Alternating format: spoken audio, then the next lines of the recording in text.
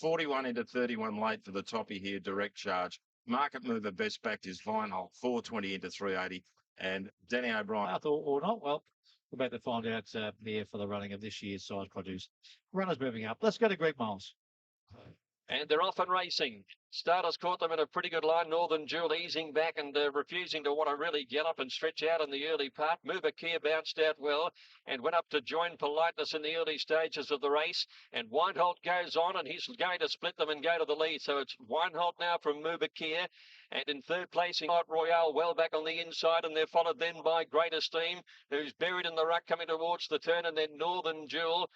They're being followed as they sweep up towards the home turn then by Champollion and a long way from the leading bunch, and then Gravitational and Slew left. So Weinhold had the lead from Mubakir coming around the home turn in the size. The favourite flattened for the run in and kicked away by about 2 to 3 lengths. Politeness starting to work home, and then Seamus Award. Rutherglen getting through on the inside, and Porphyry didn't have a lot of room on the rails, and Twilight Royale was coming home. 300 to go though, and Weinhold the leader. Seamus Award starting to finish off well, and here's Twilight Royale started to come, and then came Gambling Guru. Weinhold being tackled by Twilight Royale and Seamus Award. Twilight Royale dashes to the lead, just in front near the line, and Twilight Royale got in by a head to Seamus Award, and there was an eye catcher from Great Esteem storming home to grab third, and Northern Jewel, who missed the start, rattled through the inside to get 4, followed by Gambling Guru. Porphyry didn't have a lot of... For the connections, a $45,000 purchase for Bjorn Baker.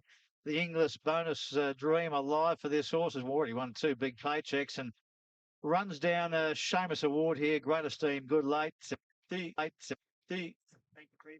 Yeah, I'd also like to firstly thank the Freeman Stable for putting us up, and Dean Benovan were down at Mornington. It's bought for 45,000, won $500,000 already. A Group 2 winner of the Sires yesterday. And if he wins the Scone, or she wins the Scone Guineas, and if he wins the Scone, or she wins the Scone Guineas, what about this?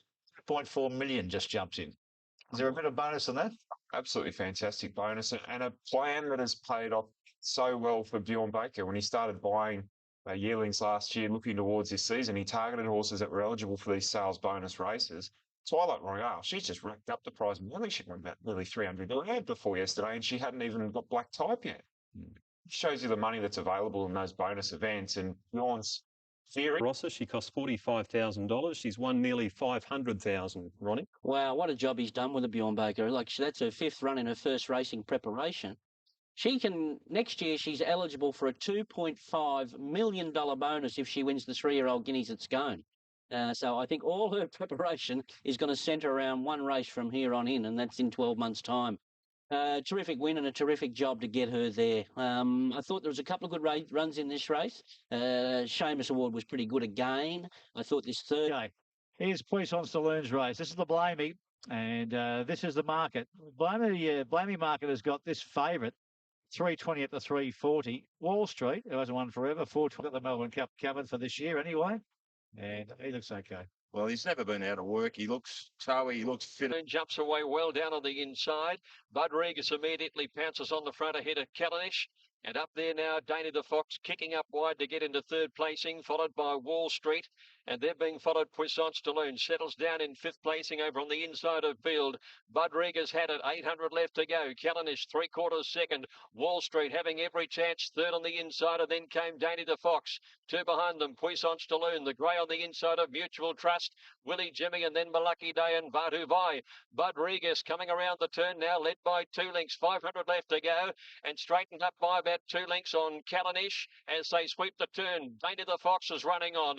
Wall Street getting up on the rails behind the leader, but he's just temporarily pocketed. Mutual Trust starting his run, and Puissance Staloon trying to get over heels to make his challenge. But Bud Regis went to the 250 in front of Wall Street, boxed up behind him. Callanish boxing on. Danny the Fox, Puissance Staloon, and Mutual Trust. Boxing only, Bud Regis, 100 to go, just in front. Here's Puissance Staloon. Wall Street getting through. Bud Regis gripped by Puissance Staloon.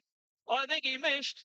Bud Regis on the inside and Puissance Staloon photo finished, and Wall Street 30 might have been a touch unlucky. Willie Jimmy got home. He's figuring for 4 with Malucky Day and Callanish. Then Danny the... He's unlucky. Photo finish isn't up on our screens yet. Shane and Steve with us to watch it here. He should have won if he hasn't. He may still have. I reckon he nearly got the last bob in. Well, we're waiting. But There we go. Let's have a look at the slow-mo. now, this is the super slow-mo. Is not the official photo, That but one. oh, geez, he's run an enormous race. No, I think the other one. I think the other one got the Well, that's bob. not official, Shane, but we'll have to get the... Like a dead heat. It looks like a dead heat, Well, dead heat. and it is. All right, so high drama here. Dead heat for Sonstaloon, who should have won, and Rodriguez, who was very game, hanging on to half the victory. So it's a dead heat here, 1 and 2. Want to go, although we're going slow and I want to be going quicker. But you just see the true quality this horse got. When he got out in the clear, he ripped home, didn't he? Like he made up 3 lengths very, very quickly there. And like as I went through the line, I'm a length in front of that horse, 2 strides after it. He just comes that quick. And he's come back looking identical to what he left. His weight's the same, which is, he's an athletic colt. So he's just he just backed up what I thought he could do. He was not expected to do that first up. And well done, Willow. You're not going to change your thoughts on what you said back in November. How could you possibly? Because, that's the least of his distance he'll be compared to that. You wait till he gets over a trip. Well, G-Bot. Rodriguez on Well, there's plenty of discussion after the race. Who was the unluckiest? Some said Puissant, some said Wall Street. Well, Puissant shared the win with Rodriguez, who was brilliantly rated in front. Yes, Puissant's saloon got held up. So did Wall Street, but if Wall Street got out earlier, what do you better think of? All we can take out of it for mine is that Rodriguez is a great miler. And this is just ticking over beautifully. Puissant Saloon right on track for what Bossy said would be his date in Destiny in November this year. Well, we think back 12 months ago, and Green Moon won the race, won the Blamey, and came back for a spring prep and ended up winning the Melbourne Cup. Now, whether Puissant Saloon can go on and emulate his feats, it's a fairly long boat to be drawing at this point, but he's certainly the top contender as far as the locals are concerned. He's yesterday, Bruce and Rich, and the first thing after the race, all the corporates start sending out emails. 750 into 650 for the Melbourne Cup. It's March. I thought it was October. We've won a Blamey Stakes and they're already cutting the odds and we're that far out.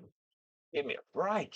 It's 54. Give me a break. It's 54 kilos in the Melbourne Cup, says Greg Carpenter, and that certainly gets you in for a start. And that's how I think Glenn Bosch should kiss that horse. Only that he's such a good horse.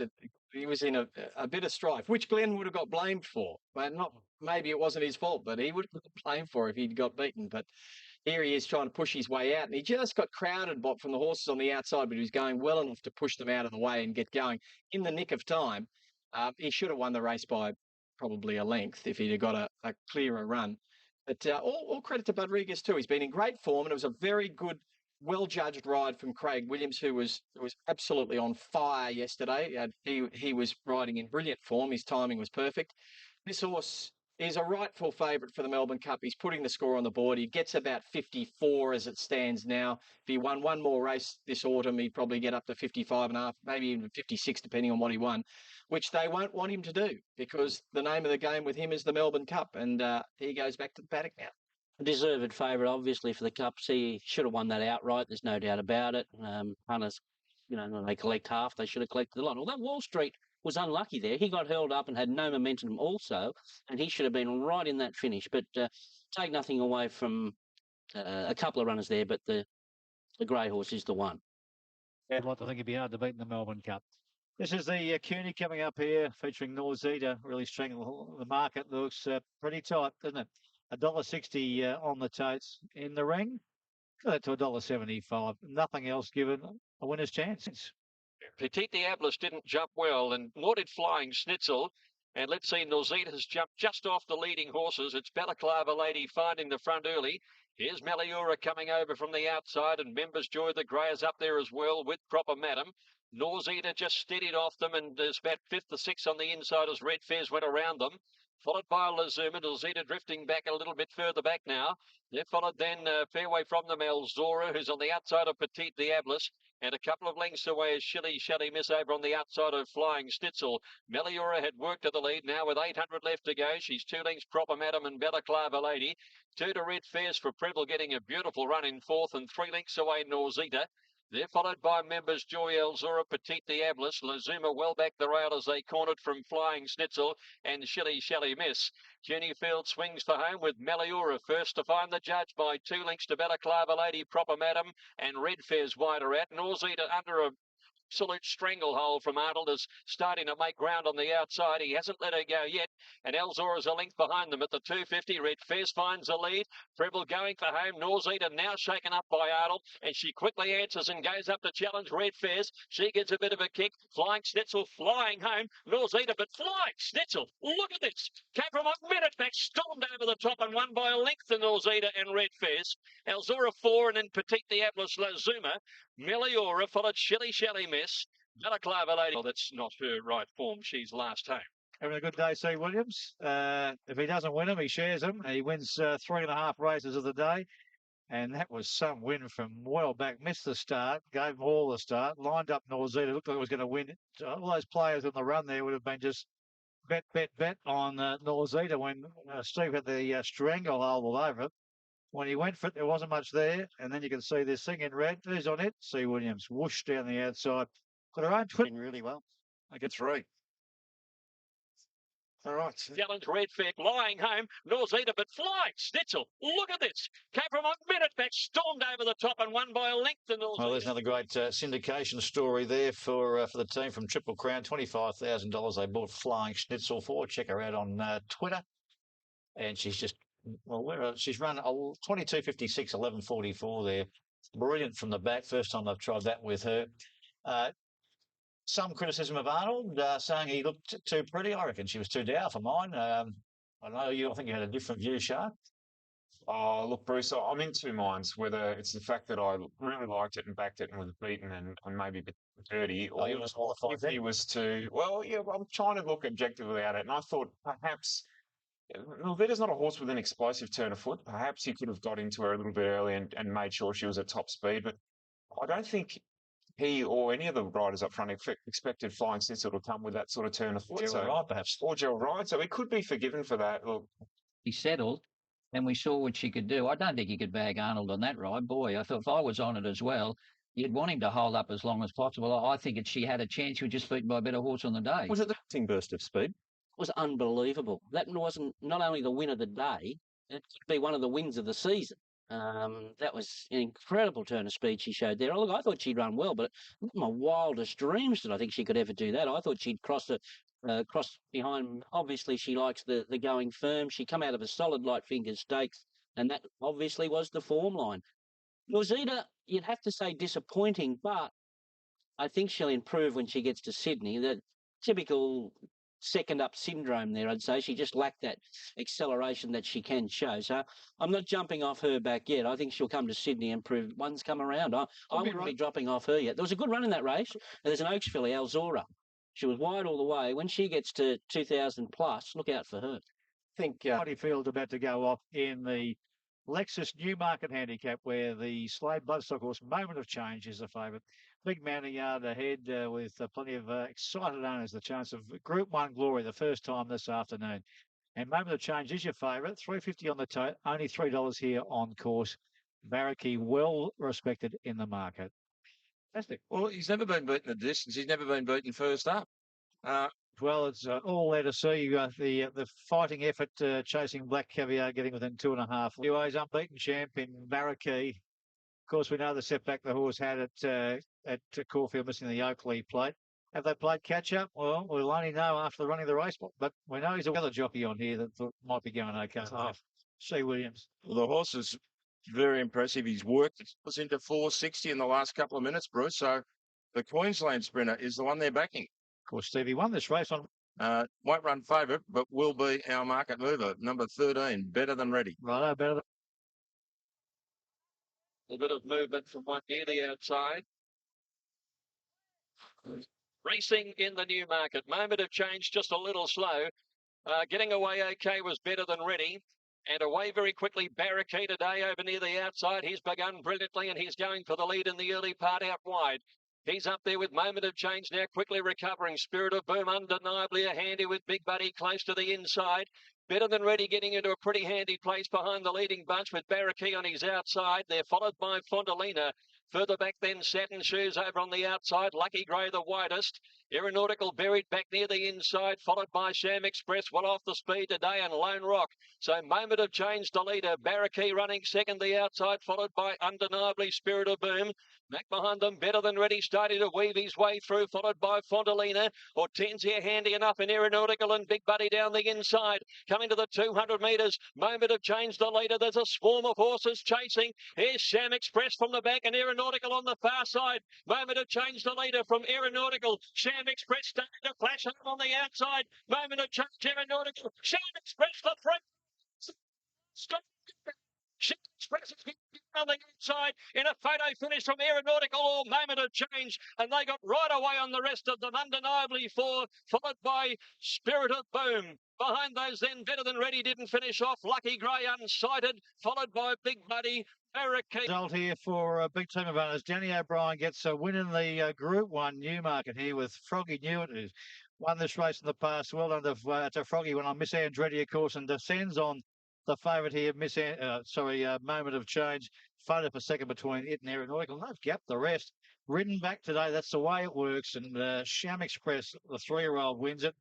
Froggy gets a win in the Group 1. And Moment of Change. To try and do that all the way down the straight in a Newmarket is no easy feat. And he still... for you, Yeah, it's outstanding. Like, it's been a long-range plan for, certainly since Coolmore Day. He's come here in great shape, and we got the rock combined for Group 1. Obviously, did a lot of riding for me a long time. 18.16, 18.16. There's your interim, 1680 and 420, 140, 1550s, exploding the tricks, 2160 the queue. Bloke is not watching this live. I'll be the owner of this horse, Sham Express. I saw him last night, and he and the family were flying. Jeff Dimmery, good luck to you, Jeff. Happy birthday to Froggy Newitt, father of 3, and doing a great job in the saddle. Well done to him. Just absolutely nailed this ride to perfection here to come off the back of a brave Moment of Change, and Sham Express. After all, that's got sharp. Another years to go. No, why not? Why wouldn't you? He's certainly a good straight horse, Sham Express. We saw him in the sprint in Coolmore chasing home the Cheetah. Craig Newitt made a really great point out of the jump outs on Tuesday morning. A lot of people were talking up Better Than Ready, and he came off that impressive win against the older horses in Queensland. But Craig just kept reiterating that this bloke was just as good as him in that jump out. With the straight experience and the same weight, there was certainly no reason why he couldn't be competitive. The punters obviously went one way, but Craig went the other. Very brave. Being around some 2 years old. He's must have written a Moment of Change. Very, very brave. That Black Caviar form franked again, and Peter Moody's spot on when he talks about Moment of Change and the esteem that he does, and saying he's the second best horse in his stable, and the next big thing as far as Moody Racing is concerned. He certainly showed why yesterday. And Urak, as Rich touched on Barrackey, Jim Taylor got me worried during the week when he sort of suggested he may not have him at peak fitness. Missing that run may have been a negative. So when a trainer's second guessing himself like that, going into a Group 1, it's not great. Hard to win a race. He's got there. I guess really go a mad gallop there yesterday, and he'd got a fair way off him. To really have a horse like Moment of Change after standing up 6 lengths, it was a pretty impressive performance. One comment, one question. Gee, O'Reilly's been a good stallion to you, hasn't he? He's been fantastic for your stable, and where to with this bloke now? O'Reilly has been great. I've Shamrocker and Master O'Reilly. This guy, a number of other stakes winners. So he's a top class stallion, probably underestimated by a lot of people. But with this guy, we're looking seriously at taking him over to Ascot. I mean, he's obviously very good down the straight. The last 4 Newmarket winners that went were Scenic Blast and Takeover Target, Miss Andretti, Black Caviar. So they've been able to take that form over there. I certainly don't want to be going to a TJ Smith or something and running into Black Caviar. So at this stage, I'll probably give him a month down at Bowen Heads and then set him for the King's Stand. one Group 1 down. We've got another to come, of course. It's the Darley Australian Cup featuring last year's Melbourne Cup winner. Of course, that is Green Moon. A couple of 3-year-olds. Well, the 3-year-olds upstage the older horses in the Newmarket. Can they do so here? We've got 2, Super Cool and 5.5 Star. Runners coming up. $41 on track. 11. We all assessed that he went a little bit too slowly for him, but then Glenn explained it after the race. So that run should have topped him off for this. I'm sure he's been set for it. He'll either roll along in front or sit on Glass Harmonium. He's got out to huge odds, $11 each way. There's Super Cool. Shane, the other 3-year-old, is much more sold in the market. Well, there's nothing much between these two, are there? Second to him in the Victorias, 8 into 750 late, but the favourite is Green Moon. They bet 4, they took that. He's at 390, but no outstanding market mover here for the Sheffield Australian Cup. They're off. Caught them in a good line. 5.5 star began well. Glass Harmonium reasonably away, and now Arnold kicks him forward, and Miriam's going forward as well as Notified. So the pace is right on here as they settle into stride. Glass Harmonium finds the lead. Miriam's right there to keep him honest, and 5.5 star is a length away third, and Green Moon's got over. He's in fourth placing on the outside of Super Cool. The favourites all up there, followed by Stamowit, and back last a length away is Tanby. This is going to be a really strong race all of the way, and Glass Harmonium, 1,000 to go, has the field strung out like washing on a line, led by 2 lengths Moraine and 4 lengths to 5.5 star. 2.5 lengths away then came Green Moon, who looked to travel well. He's 2 lengths in advance of the 3-year-old Super Cool, and they're 4 lengths on Mwingo, another 4 lengths Invest, followed by Ford Teller, Durnford, Nicker-Noise and Tanby, and Mr. Motor bringing up the rear. Now coming around the turn now in the Australian Cup, and Moraine being sooled along by Curry is out after the leader, Glass Harmonium. 2 lengths in advance of 5.5 star running on, and Green Moon gets into clear air to launch his challenge. Super Cool's been following him everywhere, gets into the outside. Glass Harmonium tackled now by 5.5 star. He's dashed to the front at the 300 metres. Now Super Cool's coming after him, and the 3-year-olds look like fighting it out. Green Moon boxing on only 5.5 star by a length. Super Cool starting to wind up. 5.5 star, 3/4. Then Super Cool hits Green stronger. Super Cool, I think, from 5.5 star. 3 lengths. He's got up from last to grab third in front of Green Moon, and then Mr. Modu made ground from Glass Harmonium, Ford Teller, and next in Moraine, Invest, Mwingo, Durnford and Nicker-Noise. I think it's Cav. It's a 3-year-old that joins illustrious company, Saintly Dulcify, the only 3-year-olds to win this in the last 30 years, and Super Cool nail 5.5 star here. 2 super 3-year-olds to find it out in the Australian Cup. Gee, that was panned out beautifully for the 3-year-olds. Both rides were fantastic. Boss taking the sit. It's confirmed.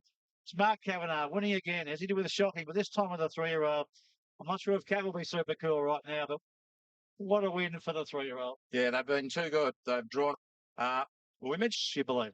Very promising horse. Look, we've always been pretty excited about his chances, and you know, the boys were a bit keen to have a crack at the Guineas. I said, I don't think so, mate. If you want to get betting in the futures, get into the Australian Cup, and we set him for that early on, and we're here. Obviously, it's 2 great. Full credit to the horse. We'll go for a rest now, so we'll see what happens. And all the frustration. And a fantastic win by Super Cool as Michael Rod comes back, but full credit to the other 3-year-old, 5.5 star. Oh, my word. They've beaten these horses by 4 lengths, Stevie. We're talking about 2 pretty decent 3-year-olds here. We saw them run 1 pretty decent 3-year-olds here. We saw them run 1-2 in the Derby, and this time round they've clashed 3 times.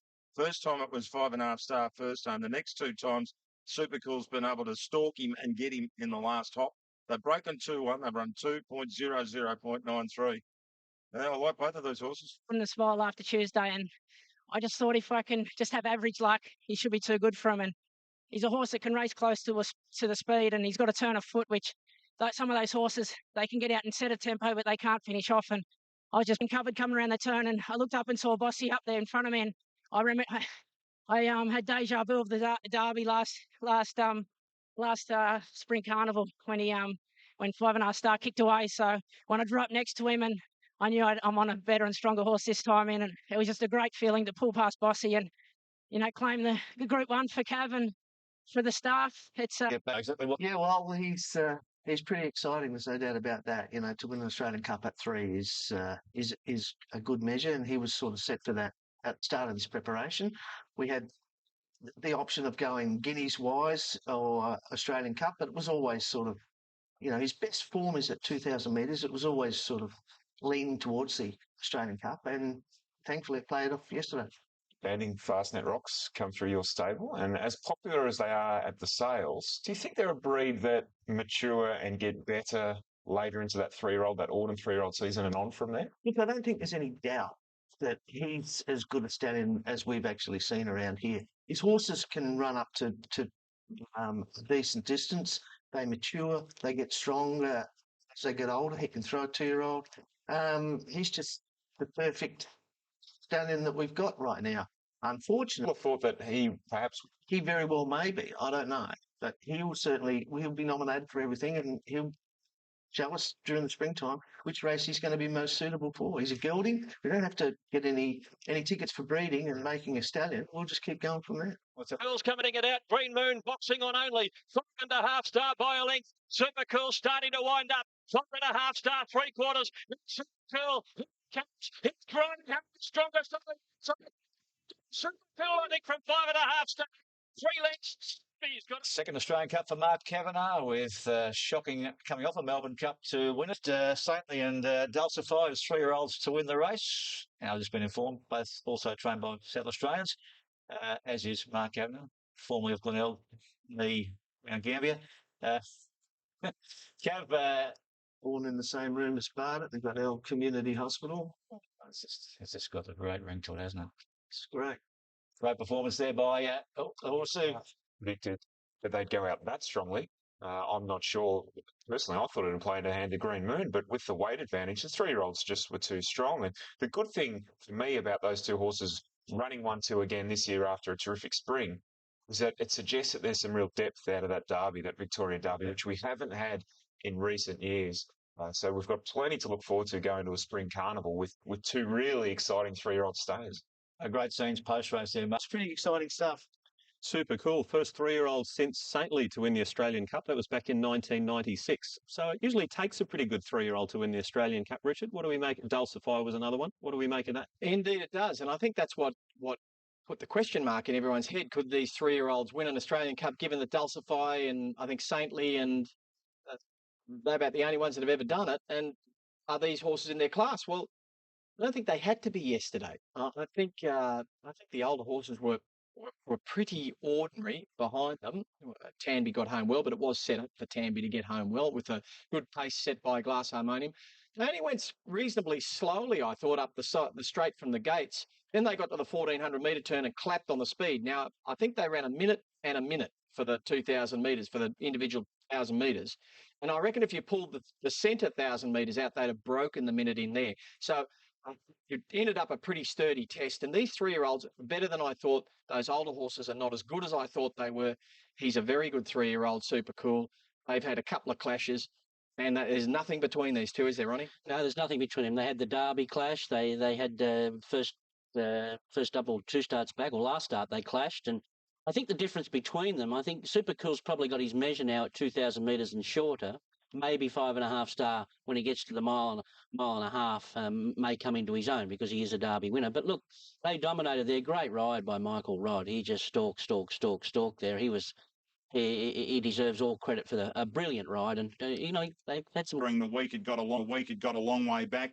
5.5 star got galloped on during the race, but is okay. They'll monitor it. They wrapped it up and made sure there was no early infection. Certainly keen to get back to Sydney to run in the BMW and then into the Australian Derby. I guess the weather play. Yeah, in the shootout. He's the easy favourite. Let's go to these horses in the yard. And to the mounting yard. Bags, number 1 at Managar. $8 into $5 for the Group 1 Chipping Norton Stakes. The 2 favourites, Richard, have been the best back runners. Managar and Shootout. Shootout, $4.60 into 4, but the market movers, the top one, Managar, $8 into $5.50. And Cadam Gold didn't jump all that well in the centre. He's being hurried hard to go forward, though. And the leader is Havana Ray, led from Monton and Alma's Fury. Glen Cadam Gold on the improve up to 4th, followed by Kalini. King Mufasa's out a little bit deep early. Silent Achiever back about midfield on the inside. Alma's Fury. And then Kalini looks to be out a little bit wide. Silent Achiever over on the inside. Shootouts between that pair. He'd be about 8 lengths off the lead. And then came Gatewood. Managar third last from Danley. And last is Albert the Fat inside the halfway mark now. 7.50 to go. Havana Ray's in front, led by 2.5. King Mufasa second from Glen Cadam Gold and Monton. Then Kalini is striding forward out deep on the outside of Alma's Fury. Silent Achiever back on the fence, and then came Shootout. He's being stoked along now, followed by Gatewood and Managar. Danley getting off the fence, improving, and Albert the Fat last. It's Havana Ray in front, coming around the turn, led from Monton, who's in in second spot, King Mufasa. Then Silent Achiever. Alma's Fury coming down the outside. Shootout's giving them a bit of a start. It's Monton now storming up to Havana Ray. It's Monton hitting the lead from Havana Ray. Danley's running on, and Shootout's coming late with Silent Achiever. Monton's in front. Shootout's going to lunge on the outside. He lunged quickly. He might have got there in the last top. No, Shootout on Monton. Shootout lunge right on the post. Then we've got Danley and Silent Achiever in a photo for third, followed by Alma's Fury and Havana Ray, last of all. Oh, what a cracking finish it is to the Group 1 Chipping Norton. He was going nowhere, Shootout. First up, very well back, and he's come late. Did he get there in time? Look to the naked eye, he did. Monton's in home and over the top. Bang, he'll get there all right. Oh, we're waiting for the official numbers, but number 3, Shootout on the outside of the roughie. The front. But this outstanding galloper, first up today. He won the George Main first up. He comes out first up and wins the Chipping Norton, dives on the line, and Yorkie, he is just an outstanding racehorse. Monton tried so. Shootout, and he looks like he's got a great future ahead of him. This campaign he's come up. He needs no. Outstanding $15,000 yearling. He's won the Rosehill Guineas. He's won the Derby. He's won $3 million yesterday. Terrific performance. Great horse. And a terrific training performance, Chris. You've got to take some pride in that. You made the call not to go to the Apollo, and it's certainly helped you win yesterday.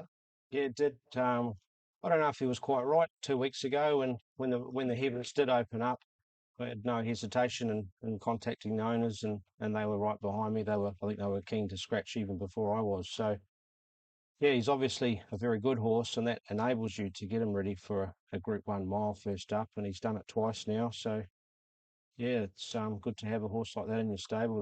They're hard to find. He had a perfect barrier yesterday, Chris, but he just struggled to hold his a forward spot. Yeah, there was obviously a little bit of pace on and a bit of pressure, and Hugh Bowman, as cool as he one of the press asked me yesterday, I was Shootout the best horse you've trained, and I said, well, it's a very hard question to answer, but you'd have to go hard to say Danley would be. If you see it against Danley, it would be hard work because 9-year-old's still competing at this level, and he's not as good on a good track. He's dominant on a slow track, and he just wins good races every year, and he's close to it again this year. Wasn't looking so good on the home turn, though. No, but he got a good ride from Bowman. That's what we expect from Bowman these days in these big races, and he knew what he had underneath him. And as you said, man, look, it was a great training performance by Waller. He trusted his own ability 2 times now, first up in Group 1 miles. It's not easy to do. You wouldn't see it in the old days, and now it's just the norm that we resume these horses at that distance. Monton's run the race of his life there. Dan Lee is he always performs at the Warwick Farm Mile. Silent Achiever, the Kiwi mare in the yellow black hat, she was a run short. She will peak next start. Whatever Roger Jones runs her in, she will be right in the finish. There's a couple of worries here. Glencaddam Gold, now that's twice now he's tailed out. Something's not right with him. He hasn't come up where they were raving about. And Managar, although he wasn't wound up, he should have done more in that race. Jury's out on him until we see him again. I just think of the thin ranks. These 3-year-olds there won't be one decent 3-year-old frightened of taking on the older horses in any race this autumn. Oh, well, especially horses like Piero and All Too Hard. Exactly. They'll take them on. They'll start favourite. Yeah, sure. Yeah, we're about to find out. A good race coming up. The very best of the 3-year-old fillies going around at the moment. Been to the favourite at $2.10, and this promises to be. And Longport out deep, and Bonetta jumped out well. So did May Dung. They're showing a bit of early speed. Song and Laughter and Driefontein down to the inside are starting to roll through. So as they sort their order out after 200 metres, Longport led from Song and Laughter. Driefontein on the inside, followed further back by Royal Descent. Then link onto the course proper. Longport on the outside, Driefontein nearer the inside. Then Royal Descent, followed by Jade Marauder. It's back on the inside, and then came Impetuous as they run up towards the 650. Dear Demi about midfield in the centre. Further back behind them is Cameo. Bonetta's still out fairly wide, starting to pick up some ground now, tracking up behind horses. And then came Maydung and Campagna. Song and Laughter and Longport will lead for home. Impetuous on the outside, about a half away. Then came Royal Descent, Driefontein. Dear Demi and Bonetta are now sweeping around the outside and making their runs together. The leader is Longport from Driefontein, but here comes Dear Demi. She's starting to build up the centre. Driefontein the leader. Dear Demi's out after it out wide.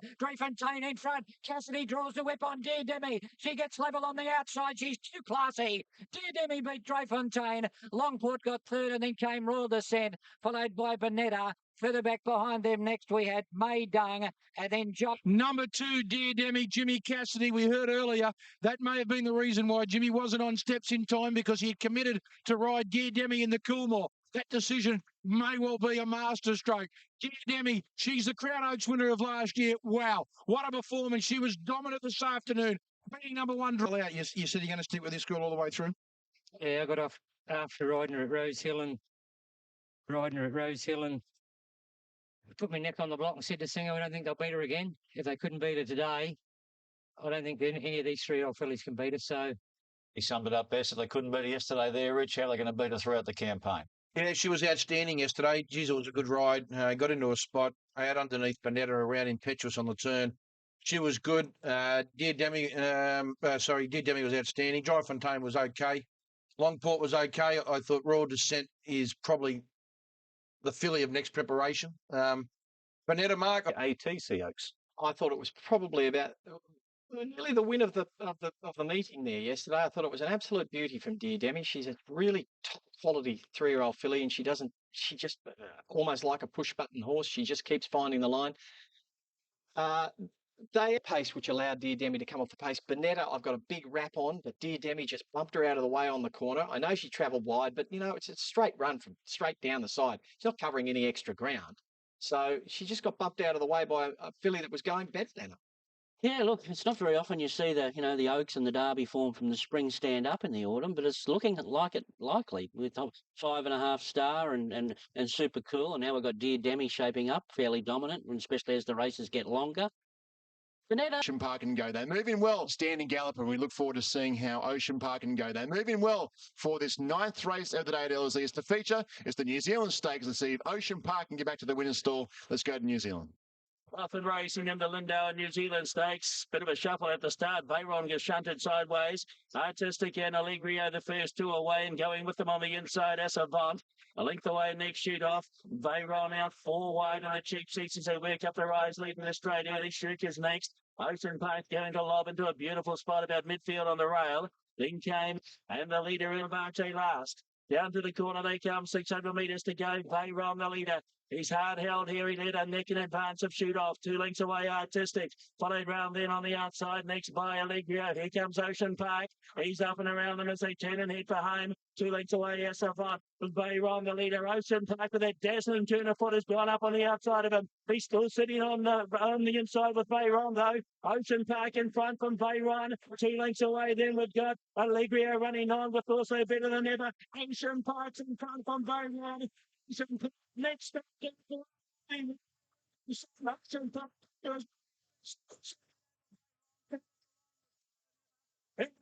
they went across the line would have been Allegrio. Then came Schuker, followed today, will be the last of them home. That is the real Ocean Park. The Group 1 Cox Plate winner, multiple Group 1 winner. He showed that dazzling turn of foot that we know he possesses.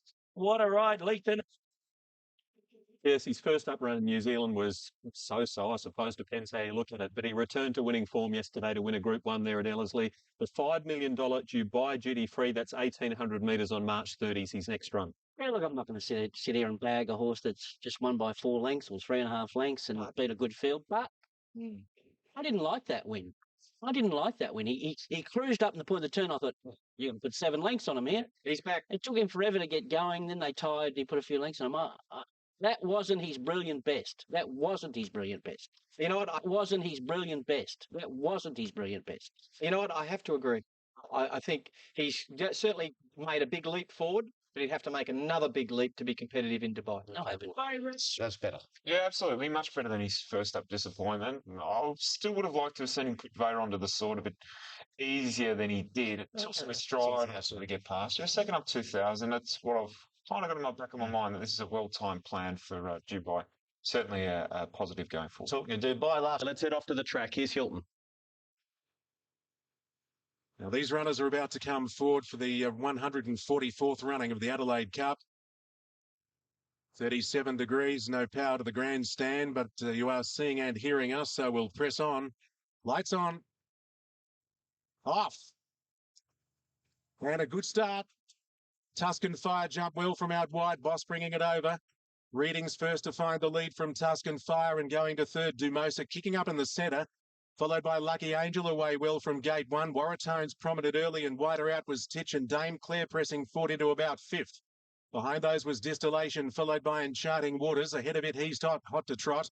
There it was My Ex-Mate, followed by Red Shift starting a run from Baby Boy back towards the tail end of the field with Ryle Little Mag, and you think so. Still in the last trio of horses, 600 metres to go in the cup. Tuscan Fire leads about ahead on the outside. The runs are coming now. Dumosa being gobbled up. Here comes Titch around the outside, and Distillation let go up the 450. Distillation hit the lead. Warratone went with it.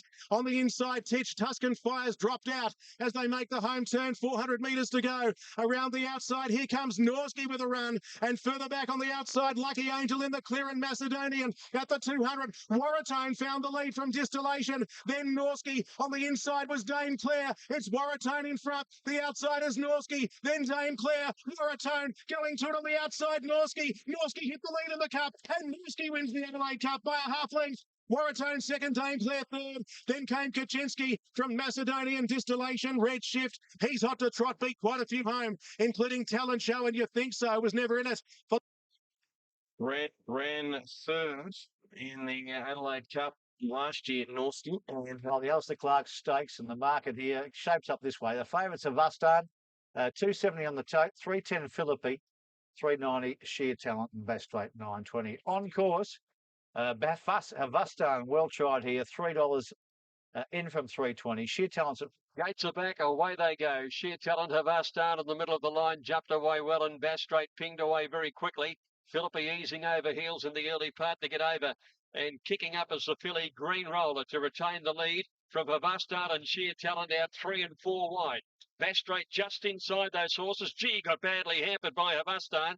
Bass Straight, he got knocked over turning out of the straight and heading out to the mile now, and it's Green Roller with the lead. Sheer Derodius and a further 2 lengths to Philippi, and there'd be 9 lengths first to last. They go to the 800 turn now, and Basta on Green Roller keeps them rolling, led by a length Sheer Talent. 2 lengths of us started on the rail in Soldiers March, taking off Gerontius around the outside, followed then by Bass Straight, who's gone back to second last now, and Philippi last. Green Roller went by the 600, 3/4 to Sheer Talent, length of Astan. The big 3 coming down the outside, Philippi around them, trying to make some ground as they're nearing the turn, and then Gerontius and Bass Straight. Sheer Talent took the lead, coming towards the bend. Havastan immediately claims him. Philippi 2 lengths away, running on into the straight. Havastan led by 3/4 to Sheer Talent, 2 lengths to Philippi. With 150 to go, Havastan in front. Sheer Talent trying to rally. Philippi down the outside. Havastan responding from Sheer Talent and Philippi. Stan led narrowly, and he got home. Havastan knew at 1 3/4 to either Sheer Talent or Philippi. 2 lengths away, fourth Gerontius, and then came Bass Straight. And further back in the field was Green Roller, and a distant last in the race is Soldiers March. that'll be the Gallagher's boys, aren't they great? You're going to love their passion. You hear it in the voice. Pete Gallagher's. Oh, nerves of steel going out the straight the first time.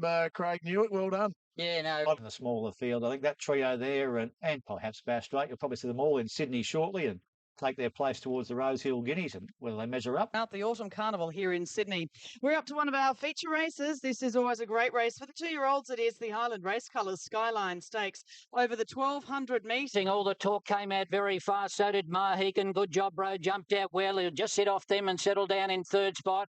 Dothraki going up along the rail, and Fawers is on the improve now, going through into about second spot as they settle down. Then Regimental Pride, Citations, Kirov, and Octane Flyer at the rear, coming onto the course proper. And all the talk on the outside, led narrowly from Fawers. A good job, bro, sitting behind them in third. He's been able to ride Dothraki off the speed today. He's back along the inside, now being niggered along to come up along the rail and improve though. And then came Kirov and Octane Flyer. Citations is right off the track on the outside of Regimental Pride, and Mahican last of all. All the talks in front from Dothraki as they approach the turn. Good job, bro, is stalking them in third spot. He's only a length away. And then came Fawers, followed by Octane Flyer. Regimental Pride and Citations is next, but All the Talk kicked away at the top of the straight. Good job, Rose chasing him. He's 2 lengths away with Dothraki. But All the Talk, can he keep going? He's just well clear. He's about 3 lengths in front. Octane Flyer came along the inside to second, but All the Talk is coming away for a brilliant victory and goes down to beat Octane Flyer, and then came in third Dothraki, followed by Fawurza, Good Job, Bro Mahican and Pride. Very smart win. Number 3, All the Talk takes out the Skyline Stakes. The call by Strata and the close relation to Mentality for Gary Portelli. He's for the race, but obviously he's taken no harm from that. Yeah, I think that's something we're going to have to forgive him. Well, visually impressive. Will that form stack up? As Mark touched on, soundly held in the next 3 weeks with a slipper. I think what it says is that if you get a wet track on slipper day, he's not going to be in the mix. I know he went too hard, but he's a lot better horse on top of the ground. Look, he ran well. I thought he was dominant. You couldn't back any of the others. I thought there was a couple of nice runs. Sure is. I kind of like the horse. I think he'll be competitive in the slipper too. I'm not saying he'll win the slipper, but he'll be competitive. If he can sit up on the pace, which it appears as though he won't have any problems doing, and kick as hard as he did yesterday, he'll give him something to run down if he's right on the day. Good job with the winner. I'm not going to knock him. He run time. He didn't look to be running time mid-race. He looked to be cantering early, but the track obviously was playing fast, as it was proved later on. But he sweated up profusely coming into the race, and I thought that effort was pretty good. Whether he can dominate like that in a Golden Slipper, I doubt. But I'm not here to say he hasn't got a chance in the slipper at odds. For the 2-year-old fillies heading towards the Golden Slipper. The favourite, a short price favourite, is A Sail for Clary Connors. This is a filly who's unbeaten 2 from 2. She won the Wyong Magic Millions at her second start, was favourite. But the Magic Millions on the Gold Coast, but unfortunately was favourite. But the Magic Millions on the Gold Coast, but unfortunately didn't go around on that occasion. She's at $1.85 on course for the Sweet Embrace. Fishing. And the sail jumped reasonably from the inside. A little bit outpaced now after the start, though. Most Joyful went to the lead and led from Romantic Moon, and Calming Influences going through along the rail and will head them off. And Calming Influence led from in second spot now. Tropical Force from Most Joyful. Romantic Moon on the outside. Then Serious Fun followed by Thump. A sail showed no early speed once she hit the ground. She's back third last and buried away on the rail. Vocalizes second last and Great Filly last of all. Coming up towards the 600, Calming Influence led by a half a length on Tropical Force. Most Joyful on the outside third. Then Serious Fun followed by Thump, and then Romantic Moon on the outside. A sail still in an awkward spot and a long way off the lead. And then came Vocalise as they come to the home turn, and Gratefully on the outside. Calming Influence, the leader coming into the straight. Led by a length and a quarter now on Tropical Force, and then came Romantic Moon, who's running on strongly. A sail's gone back to the inside and Gratefully coming down the outside. But Romantic Moon sprinted up and hit the lead. Gratefully on the outside, and Thump, they've run past Calming Influence. It's Romantic Moon in front. She's holding on, and Romantic Moon's too good in the run to the line and went down to beat Thump and Great Filly. Then came Vocalise. Calming Influence got tight, and then came A Sail. Well, she was in an awful spot after about 100 metres, and then further back. Well, the Sweet Embrace goes away of Romantic Moon. Number 4 for John O'Shea. James McDonald in the Guri colours for Eduardo Kawanko. This is a lovely filly taking out a very good filly. More than the boys this afternoon. It's usually been the fillies that have had the better of it leading into this every week, Caroline, but it's the Great Filly. Then came Well, strange race for mine. All changed at the start when the favourite of sale was slow out. Calming Influence was playing up next to it, and but its career. What's your rap on her? Yeah, she's a beautiful filly. She's got a lovely way of going about herself, and she's pretty push button. You can put her anywhere in the race. She jumps reasonably well, and that's probably what's her asset going forward to a slipper. You can shackled to Sean Dwyer as much as Michael Rod was yesterday at Bendigo. He wouldn't let him go. I said to him, I said, mate, you're sweet. You're absolutely right. Stakes and then win the Golden Slipper. It wasn't that long ago. It was Crystal Lily in 2010. Were these slipper material? I don't think so. The Colts run faster time, which is unusual. The fillies have been dominant all the way through when you the two. I know. 2-year-olds. Last Sunday we had the Black Opal Stakes there at Canberra. This wasn't a bad win. Usually the Black Opal form is not Golden Slipper form, usually, but Criterion looked all right. I like this win. He launched out wide and he was strong on the line. He looks more like a Sire's type of horse, but he'll race well in the slipper. I got no doubts whatsoever. Like him a lot. Tyrion's going to run next week, Ron, in the Todman. Craig Withy go to a slipper, and the slipper is doubtful. Rude Awakening is the horse that they're going to pay the late entry fee. And I can tell you also... From the start of the Autumn Carnival proper, the favourite here for Gary Portelli is Rebel Dane, around $2.70 on course. We know, of course, he pushed out Piero, the former champion, 2-year-old last start, and he is just putting a wonderful record together. Gary Portelli saying he is in even better nick this week, heading into the Randwick Guineas, 280 into 270 for Rebel Dane. One for the Guineas is It's a Done Deal, trained here on the train out the New Zealand Oaks. You're right. Number 7 is Rebel Dane. There he is, the favourite by California Dane for Gary Portelli. Jason Collett, the horse. Look at that. His head. And they're off, and he's jumped well today, Rebel Dane. He was in the first couple just after the start. Tatra and Poissy began well. Rebel Dane over on the inside, tougher than ever, and Furlax are trying to take prominent positions. It's a Done Deal, hopped out well. He settles down about midfield with the blinkers on today, followed by Shawano as Furlax gets skittled there and loses some ground. Then Casino's swinging to the side, 900 to go, and Tatra led by a length and a half. Tougher than ever, second, 2 lengths to Poissy, third. Rebel Dane, the favourites, fourth on the inside from Furlax. Casino Swoopers still wide. Then It's a Done Deal. Solemn getting up on the rail, followed by Shawano, Sacred Falls, and Proverb Last. 600 out. And the leader is Tatra with Tougher than ever starting to go out after it. 2 to Poissy. Rebel Dane is poised behind them, back on the fence, followed by Furlax. It's a Done Deal starting to get mobile. He's starting to run on as they come for home now with about 350 to go. Tatra tougher than ever. Plus here, and It's a Done Deal. Rebel Dane stayed on the inside, getting a run, and then Sacred Falls. Still Tatra in front with Plus here, and It's a Done Deal down the centre. It's a Done Deal raced up and hit the lead. He shot away now from Plus here. He's trying to stick with him. It's a Done Deal, and Plus here. It's a Done Deal. It's a Done Deal. Beat Plus here again. Tatra got third, and then Rebel Dane, followed by Sacred Falls, and then came Proverb and Furlax, followed by Solemn, Tougher than ever, and then came Shawano, and Casino Swoopers finished tailed off. Number 1, It's a Done Deal for Murray Baker, and James McDonald has taken out the Randwick Guineas for 2013. He's come with a straight as a die run. You can see him straight down the middle of the track, putting his head down, his ears back in the end by the Kiwi jockey. James McDonald for the Kiwi trainer in Murray Baker. Don't they know how to come and win our races over here? Poissy. Yeah, no doubt. Like, you know, they've done it in the spring and the autumn, and they're just, you know, they've stamped their dominance. You know, they're two tremendous colts. They certainly are. Long, and, you know, he's not a big horse, but he's starting to furnish now. And he made that long, sustained run today, and I thought once he got to the front, they won't pull him back. No, we know that we obviously coming to a race, racing in Australia. The racing's terrific. The riders, everything about it. I just wish you'd seen someone in New Zealand show me how it's done. And because fast horse and showed how much improvement it took out of his first run, and those blinkers, they worked a treat. You had to spend a bit of petrol to get up to them, yet you were stronger than them. Yeah, he was. And on the line, like the last furlong, he was doing it easy. I see him close to the line, and he's pinning up the sleeve as well. It's different all this prep because he feels so much stronger, and he put himself in the race and showed a real good turn of foot. And like for a high chaparral colt, only further's going to help him. Done, and he just got there, and he's a handy horse. He'll get there, but now he's, you know, clearly he's the dominant staying. I mean, yes, there was a mile, of course, but he's the dominant staying 3-year-old of this great crop. Yeah, he's definitely come back better. He's got a lot of brilliance about him this prep, and Tatra got third. And then... Well, no excuses for beating yesterday behind them. Of course, I'll go different paths now. It's a Done Deal taking the 3-year-old path towards the Derby, price here towards the Doncaster. But James, it's easy to watch the day after as it was to ride the day before. Yeah, it's a bloody good feeling, isn't it? Yeah.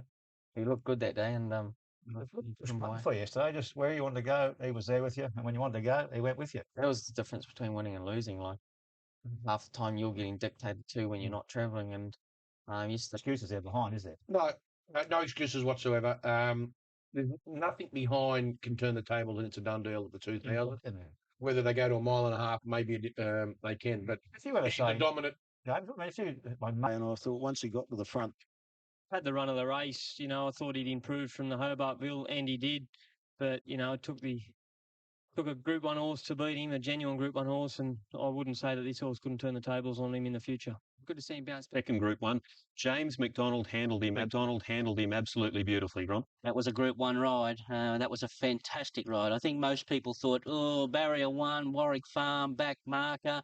He's got plenty of work to do, but he just rode him beautifully. He popped off the fence mid-race. He angled through the middle there. He was in striking distance on the turn. He was within. You know, he had him in his sights, and he got the job done in grand style there. I thought Brassier was fantastic, although he had every chance, one out, one back. He's still yet to peak, Brassier. Tatcher was much better ridden from the front. Rebel Dane looked disappointing on paper. I just think they were forced to ride him a little close. He's better when he gets back and can ambush them. Jury's out on him whether he runs a mile or what you do with him next, or whether you freshen him up for a Doncaster or freshen him right up for a Stradbroke. I don't know what they do with him, but all I know is there's some fantastic 3-year-olds here, including these first two. Whether they go... A Doncaster preparation would be on the cards if they take that view. But a very exciting horse. He's got the measure of Brassier twice now in Sydney, and maybe he's a better horse in Sydney than the Victorian way of going too. So pretty exciting young horse, and I agree with you. Sprinters, we see the return of the hulking great sprinter in Haylist. He won this race a couple of years ago. He's won 3 Group 1s. He's been placed in another 5 Group 1s, a number of those behind the mighty mare in Black Caviar. Who could forget that TJ Smith at Randwick going back a couple of years. Haylist returning here. John McNair's done a great job. Hopefully he's back to his best. He's been a drifter on course, though. He's $3.90 now. He's drifted out to as the 3-year-old filly, Snitzerland, number 11, is $4.40 into $4. $5.50 for Tiger Tease, the only back here on track, the son of Statue of Liberty for the Davenports. And John McNair, as I said, Glenn Schofield. $4 and he's at $3.90. The big go. Number 11, Stitzerland. $4.40 into $3.40.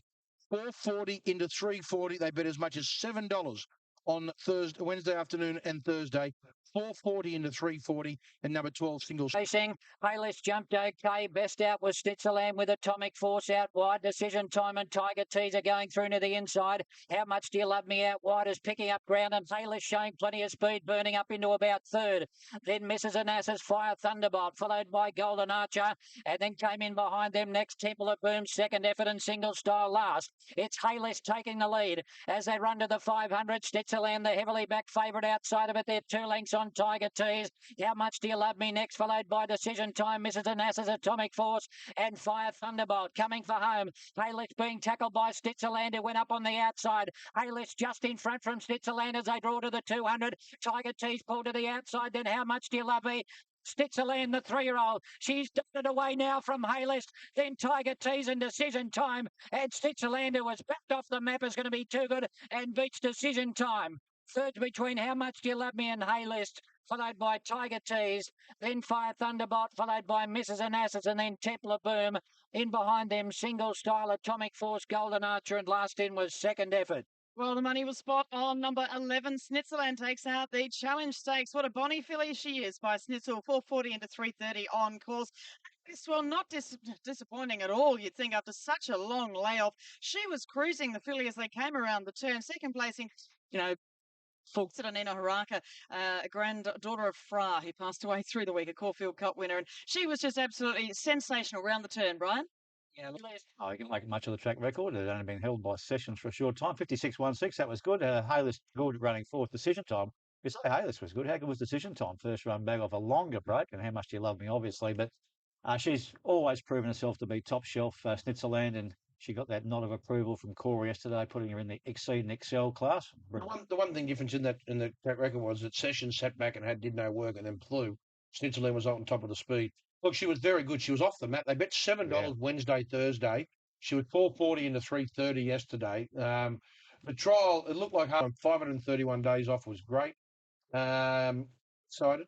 And then you had, I thought Haylist was just outstanding. I thought he's a big boy. We know that. And just to see him back at the track, whether he's still going to be able to win again, I don't know. But he look right to you, Mark? He doesn't look to be. I mean, he's a big, heavy horse anyway. But his knee, where they've operated on it, looks like there's a golf ball on it. I didn't want to say because it's only 10 o'clock in the morning, but you felt like going out and just squeezing it like a big boil. It looks ugly, but geez, he showed some speed, and he only knocked up late. And as you said, Decision Time, another great training performance there. The filly, she beat a very solid field in the Challenge Stakes there. This is the best lot of 3-year-olds we've seen in years. They're outstanding at the moment. It's Richard Freed sprinters. She destroyed them there. 56.16. That's a new track record at Warwick Farm for the 1,000. Richard, she was outstanding. I think the win was even better than it appears on paper. I know she broke Sessions' track record, and that was only set in January, but the way to go at course record pace, on pace, and to kick away the way she did, she's vastly superior. I actually was not disappointed with Hayless. He went at course record pace and wasn't able to finish it off, but he's had a long time off racing, and we all know his trials and tribulations. All those horses that raced behind her were entitled to take ground off her because she was sitting on a course record pace right up there. They were entitled to get home. They couldn't get within 2 or 3 lengths of her. I mean, I think it was outstanding, right? She's a ripper filly. She, as you said, she made it happen. She jumped. He rode her aggressively. He had confidence in a Corey, and look at this. That's pretty to watch. She's come back better than ever. Decision time. Wow. How much do you love me? Went well. I thought Hayless was terrific. We're talking about a horse that's had a year off, a slab fracture of the knee. He nearly died, let alone thinking about getting back to the track. Yeah. TVN's race, they're live. We're up to the feature race at Newcastle this afternoon. Newmark Handicap, a terrific lineup here, and they've stepped into one here. Manasara, who's first up for Paul Massara, $4 into $2.80. And has been well backed. So he is first up, went from a benchmark 85 to a Group 3 win at the end of the Spring Carnival. And he's been heavily backed. Sets horses for races. They keep improving, they keep winning, and just keep raising the bar. They get over it. And Guy Walker. Beautiful line as well, drifting out to the tail. Barep, Famous Seamus out well with Malls Creek has ridden up. Laserhawk's right there on the premises with Mahasaras pushing forward from that wide stall. Kiranada behind them from Jack and Obey, all legal the inside, then Youthful Jack, Raspberries, Bereft, Triple Elegance, and Sedcom. Famous Seamus boots up on the inside, tell it from Triple Elegance, Bereft, and Sedcom is at the rear. Famous Seamus at the 600 metres leads by a neck. 2 on the outside, Mahasara the favourite, a length and a half away to Laserhawk, third stalking those, Kiranada off the course. Bellow next on the inside around the turn, followed by Jack and Obey, about 3 off the leader, followed by Youthful Jack, Triple Elegance, Raspberries behind them, Malls Creek, all legal, Bereft. It's Famous Seamus by 3/4 of a length. Mahasara at the 250 behind them. Bellow, Laserhawk on the outside, then Jack and Obey. Famous Seamus below the 200 by a length. Mahasara, Laserhawk, and Bellow right up on the inside. Famous Seamus at the 100. Laserhawk's lifting with Bellow the inside. Bellow scraping the bait and won the Newmarket. From Laserhawk, a photo third. Famous Seamus, Raspberries, then Mahasara, Triple Elegance, Bereft. Setcom, Jack and Obey, Malls Creek, all legal, Kiranada, Youthful Jack. Sarah, just the 1400 metres first up, might have took its toll the last 100 metres, but take away from Bellow. Good, tough. Yeah, enjoy your night. Great to see you, Ralph. Michael, good luck. Thank you. See you. Okay, there's the market here for this. Spirit Song's been well tried here. $3 favourite. Let's have a look at them, Shane. Number one is sort of archival footage there, which is been kept as part of the whole Black Cat story through the owner's assistance there. They're away. Spirit Song jumps pretty well from the middle of the line. Phil the Page bounced out well on the inside. Also, Tabernella's handy. In the early part, Family Crest was being booted forward from an outside stall to be part of the lead, and Rockin' Joe isn't too far away from them. And on the other hand, Secret Liaison's gone back, and Benaria was last of all in the run to that first pass, running it really quickly as they went around the 800 metres turn now. And Phil the Page for Steve Arnold had the lead by a length. The favourite Spirit Song is running second for Craig Williams. They're being followed then by Family Crest, trapped out wide the entire trip. Tavernell's had a pretty good run right behind them in the lilac colours, followed Rockin' Joe, Gold Slick, the orange cap, and there's only one. A length further back is Lights of Heaven, Benaria, High Bell, Gale towards the end when they neared the turn, and Secret Liaison. The favourite goes for the lead. Spirit Song goes for home for Williams, opened up 2 lengths now on Phil the Page, who looked to be beaten. Tavernell gets into the clear at the right moment. Gold Slick and running on, Lights of Heaven down the outside. Spirit Song, she's found the lead a long way out, 2.5 in front. Down the outside, Lights of Heaven and Gold Slick were coming. Spirit Song 100 to go, still about 3 lengths in front. Running on strongly, Lights of Heaven, but Spirit Song too good, and she wins it again by a length and a half. Lights of Heaven second, Gold Slick third, Benaria finished off well for fourth, and then High Bell. Well, job done. This was the target race you heard from Aaron Purcell pre-race, and Craig Williams gave a dashing ride just to back it up. 3 in the 290, 290 on the totes. There's a chance to know off the top of your head what race he... Yeah, the fans a chance to salute Spirit Song, isn't it? But that's Walking around the moment, there is so many people around here, cameras taking photos, and she's just got her head down. I was just up watching the mighty mare just walk around, and they were 10 deep around her just in the pre-parade ring. Well, any think about all these things, but this is what they are. You can do if you like, you can ignore them, but this streak of 23 wins, there you go, been going 133 days, won by 72.7 lengths, about an average of 3 lengths in the bit every run, and she's been under the highest rated horse ever for Australia, 132. Well, that's just this great race tonight. Race. Might be a race for it, but relevant putting the market up, isn't it? It was the favourite market out in places. It's on the record as saying that never had this horse looking any better. And to your eye now when you see him, and I saw her Tuesday and I saw her Wednesday morning, the coach never looked better, and that swagger is well and truly there. Has it already been run or no? Not quite was. What a Bruce, it's quite an extraordinary build-up, the likes of which I've never witnessed before. It's something else. The lights have been turned on. Breath, it won't take long. Spirit of Boom lined in. Set for the William Reed. They're ready. They're off. Black Caviar jumps evenly with them. Lucky Grey away very fast. And also Karuta Queen going for the lead. And Black Caviar idled up on the outside to settle third. Then Spirit of Boom, a length and a half away. Then came Linton, who's on the inside of Faulkner and Good Baba last. So Karuta Queen leads at the first turn. A length and a half in front. Black Caviar straight up into second placing. From Spirit of Boom deeper out third. And then Lucky Grey fourth. They're followed then by Linton, a Good Baba and Faulkner, who's in the middle. Up the side they race. Karuta Queen only narrowly now from Black Caviar. Spirit of Boom staying on. Lucky Grey still handy enough fourth the inside. And they're followed then by Faulkner, Good Baba and Linton last on the inside. Nolan hasn't asked yet. And Karuta Queen coming to the turn about a neck in front. He's idling on the outside on Black Caviar. And now he gives her a bit of rain. And Black Caviar strides to the lead ahead of Karuta Queen. She's broken the field up. And before they knew it, she was 3 lengths in front. Black Caviar now from Karuta Queen and Lucky Grey. But this is brutal power. Wrapped in an elegant machine. And Black Caviar strides away to win it by 4 lengths. Karuta Queen getting home. Faulkner will grab third ahead of Linton and Lucky Grey. And behind them, Spirit of Boom and Good Baba. And the Queen joins the King. 14 Group 1's win number 24. Outstanding. The crowd gets what they came to see, and the fireworks go off here at Moonee Valley. A spectacular end to night racing, but not an end to the career of this mighty mare, 24 straight. Well, the future, I'll worry about that down the track. It was an effortless win for the team.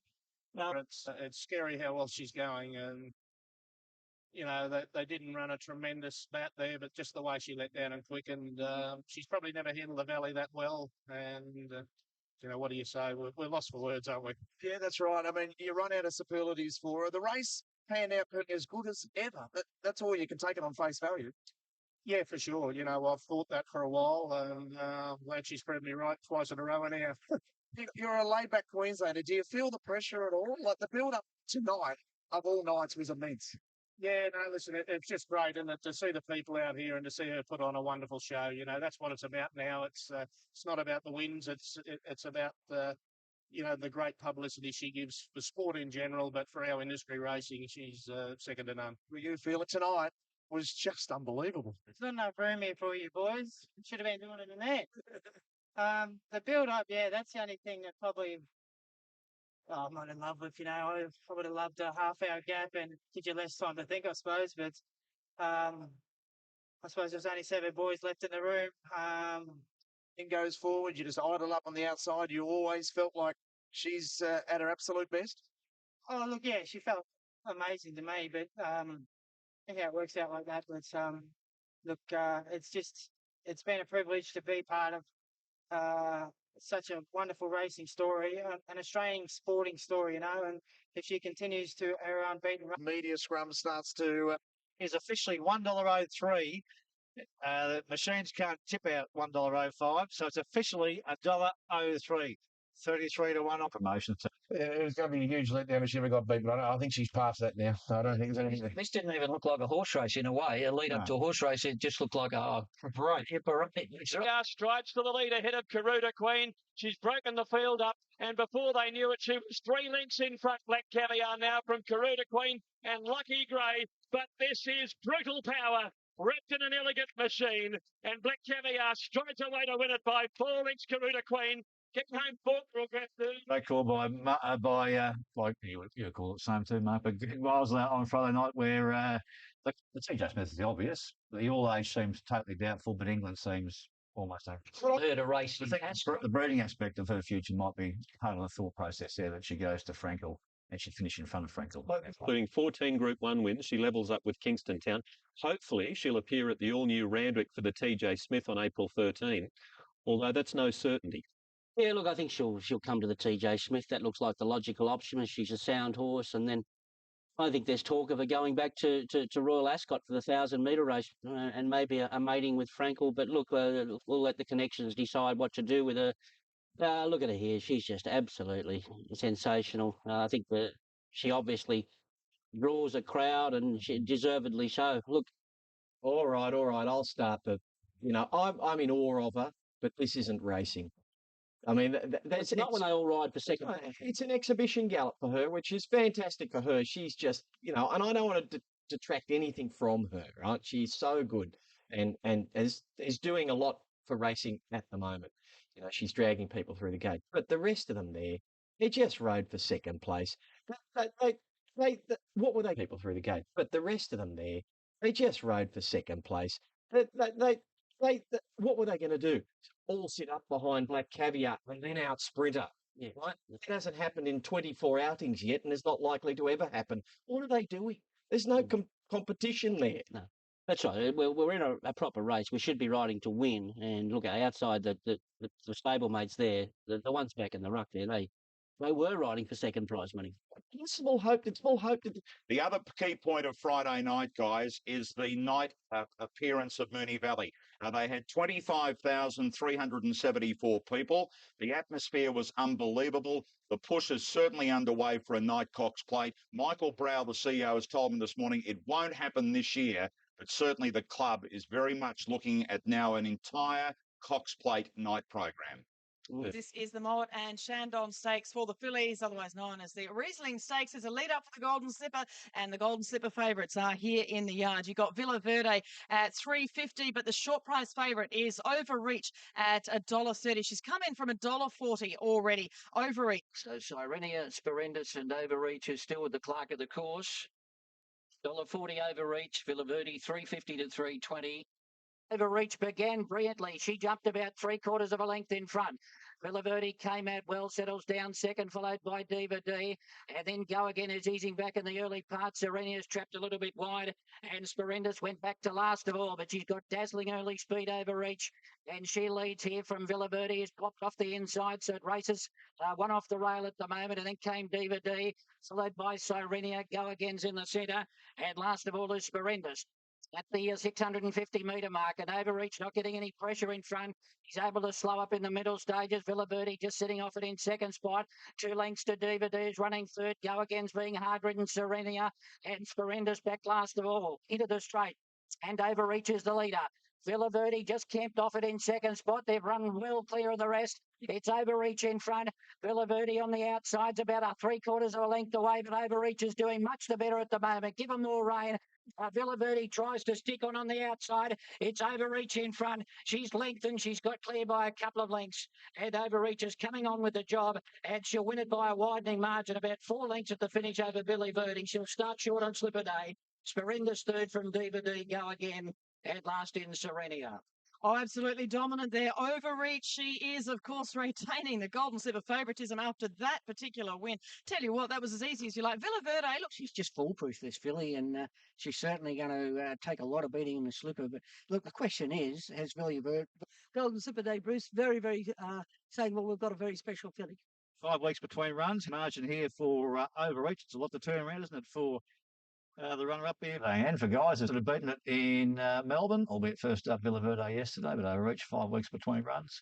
Runners knew which way to go. End $1.40 and pretty comprehensive there, Rich, wasn't it? She was dominant. I know that Villa Verde And pretty comprehensive there, Rich, wasn't it?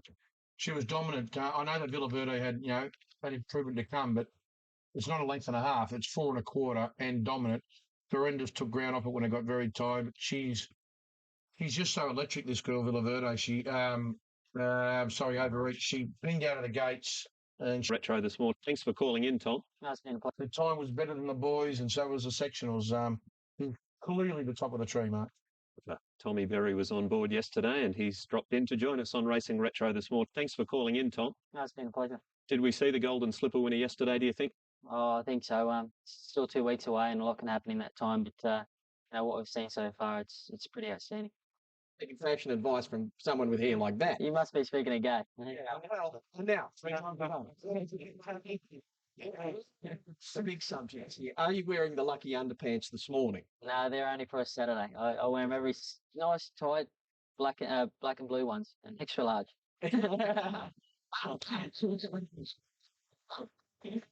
One on this afternoon. Another of the group races coming up. This is the Todman Stakes or the Todman Slipper Trial. And we've got one horse that's been very well backed here in Whiskey All Round. Whiskey All Round is now at $4. In fact, $3.80, $4.60 for Charlie Boy. We've got stakes winner in Criterion. Racing, he jumped okay, Whiskey All Round. Or sidesteps dumped the jockey. Sidesteppers lost the rider. Criterion didn't jump out all that well. He'll settle about third last. And Whiskey All Round led from Never Can Tell. And Charlie Boy's right up on the speed. He's up attacking for the lead. Then Fast and Rocking, followed by Havana. And then Criterion. Further back was Windjammer right on cue and Va Pensero last. Well, here's a surprise. Charlie Boy took up the running. And around the first bend, he leads from Whiskey All Round. And then came Never Can Tell. Followed in behind them by Havana. Fast and Rocking moving up to join it. Followed by Right on Cue. And then Criterion, Windjammer, and Va Pensero, and of course sidestepped, dumped the jockey at the start. Leader is Charlie Boy. As they make the turn, led by a length and a half, Never Can Tell. Whiskey All Round on the inside. Further back was Fast and Rocking, and then Criterion. Charlie Boy in front at the 300, led by a length and a half. Whiskey All Round trying to get up on his inside. Never Can Tell and Fast and Rocking are running on, and Criterion joining in as well. As they draw down with 100 to go, Criterion and Fast and Rocking out wide. Moved up to hit the lead. Criterion, Foxy's in front. Criterion wins the money. Criterion goes down to beat Fast and Rocking. Short to photo. Havana came on the scene late. He's in the photo with Windjammer out wide. Number 1 Criterion, the Black Opal Stakes winner. He is also the Todman Stakes winner for 2013. These horses counted to the 10, and I think it's a dead heat for fourth. Is that right?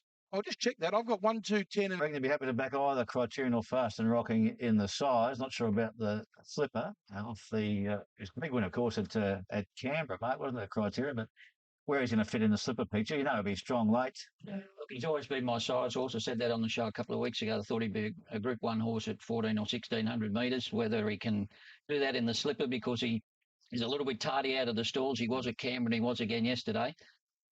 Maybe they'll go too fast and the Slipper can run home late. But I think Charlie Boy can be forgiven there. I don't think that's his go lead. It was 110.7. Overreach one. She went 110.07, so she was quite a bit faster. Yeah, 0.63 faster, which is, a significant amount. But I think they went terribly quickly in the first part of that race. I haven't seen the exact stats on that. I'd have to see it. But just to my eye, it looked like they went fairly leisurely pace early, which made it all the more meritorious because he was able to come home from the back and he would have run good sectionals, that horse. So, look, winning form, it's good form. Is it good enough? Probably not, but gee, I'd be having a crack. Quite like him. He's got the right racing style to perform very, very well in a Golden Slipper, and they get more pressure on there, and he'll get out and hit the line extremely, extremely well. Winner, I think he'll race really well in the Golden Slipper. This morning, I can tell you that horses like Never Can Tell, Regimental Pride, Cruden Bay is out of the Slipper. It's gone to the paddock. Safeguard running quickly on the back of the mounting yard coverage of Rosehill. Silent Achiever, the really talented 4-year-old mare from New Zealand, 350, 5.5 star. The 3-year-olds just too good for the older horses. Well, he was terrific running second in the Australian Cup, 370. Look, Lenny represented to. It is the 3-year-old in 5.5 star for Anthony Cummings, 310 into $2.60, 380 Silent Achiever. 5.5 star. Gosh, he's 5.5 star, $3.10 into $2.50. Big money according to the boys in the betting ring here at Rosehill Gardens. And it's your market mover, number 13, 5.5 star. They've already, they're off. And the best out 5.5 star with Kalini. They were easily the two best into stride, and they'll show out from Silent Achiever. Niwat being dug up in the early part on the outside. Managar, Gatewood's a little bit wide. Down near the inside, Fortella. And Marwingo, Sangster's got back to second last, and Malucky Day settles at the rear. At the end of 400 metres. And the favourite 5.5 star took it up and led. Gatewood is moving around the outside to go to second. Managar third. Kalini fourth on the rail. And then a length to Niwat, followed by Silent Achiever. Fortella was next, followed by Mawingo. Sangster is back second last, and Malucky Day last of all. They head into the back straight, and 5.5 star for Peter Roble, led by a length and a quarter. Gatewood is second, 3 lengths to Managar, who sits on the outside of Kalini, and then about 2 lengths to Niwat, tracking up behind them from Fortella. Silent Achiever about 7 lengths off the lead. Wingo's a length behind it on the rail, 2 lengths to Sangster, and last is Malucky Day at the halfway mark, and 5.5 star is rolling along in front by a couple of lengths. Gatewood is second, Managar on the outside of Kalini, they're sharing third. Niwat directly behind them, Fortella on the rail, 2 lengths to Silent Achiever. Nothing's made a move as yet, followed by Mawingo. And then Sangster and Malucky Day last of all. It's still 5.5 star, a clear-cut leader. 600 out, he's 2 lengths in front. Gatewood is second, followed further back by Kalini. He's come off the bit, so has Managar. Fortella's held up for a run as they come to the home turn. And then Niwat and Water out, Silent Achiever. Tipping into the straight, 5.5 star. I think he's increased his lead, he has. He's 4 lengths in front. Kalini's doing the chasing from Fortella. Then further back, Mawingo. Silent Achiever's running on down the outside. 5.5 star in front. Fortella giving chase on the inside. He's still a couple of lengths away. 5.5 stars drifting off the track. Fortella's going to make it interesting. Fortella has grabbed him and beat him. Fortella had beaten 5.5 star and ran out of petrol. Malucky Day got up for third. And then Mawingo, Kalini, followed by Silent Achiever. And then came Sangster. Oh, what a super performance. Fortella, he's taken out the Ranvet Stakes for Chris Waller and Jimmy Cassidy. Just when we thought 5.5 star had them all off the bit, some good runs from back in the field. He's finished in second placing, 5.5 star after setting out in front of them with the Catch Me If You Can tactics. Well, Fortella, he was able to catch him. Third placing, the number... Sort of, say, 2 or 3 horse, isn't he, Brian? All right, I thought this was a good win because I reckon Peter Roble on 5.5 stars given this horse every. The first Group 1 for Jim Cassidy / Chris Waller, that combination, and a race of imports here. 5 of the team went round, and Fortella. $100,000 guineas purchase at the Tattersall Sales wins for Neil Werrett. Pretty good weekend for Neil.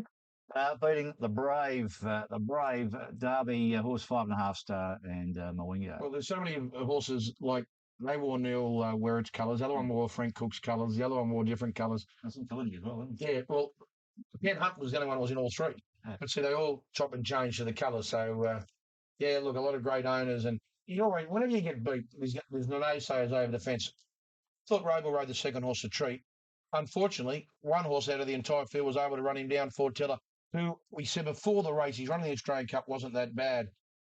Jimmy, you just... Yeah, sort of had a gut feel on that heat, which sort of put metal to the pedal at the 600. And when you look at the sectionals, geez, they didn't muck around. I think they broke 48 the last 800, and so they're running 22s and 11.7 or something the last furlong. So overall, it was a good win.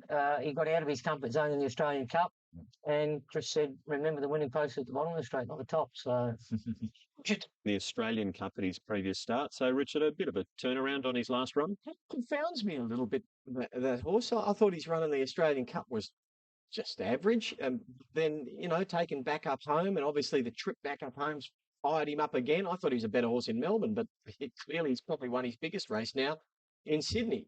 And everything you say that Chris says about Jim is right, and Jim's in rare form. I thought 5.5 star was very good. I thought the damage was done to him along the back straight. He got to wait for Agefield strung out. It doesn't always happen. It means you're running along at a fair pace. Peter Roble tried to give him a rest between about 1,000 metres and around that mark there. He was trying to give him a rest there, and he did. but I think the damage might have been done a little earlier in the race with him, and he was horse wobbling like this, Ronnie. He's obviously getting on tired legs. Well, you obviously haven't watched his other 18 starts because that's his greatest asset. He has to take the sting out of the opposition. He is a Derby winner. Yeah, but it's a balancing act. There's margin to the third horse. He's got beat, but I think he got beat fair and square, and I thought he was rated beautifully in front. Okay. What about My Lucky Day? He was tailed off on the turn there. He's flashed into third spot. Maybe he's got a Hawks are thinking with him.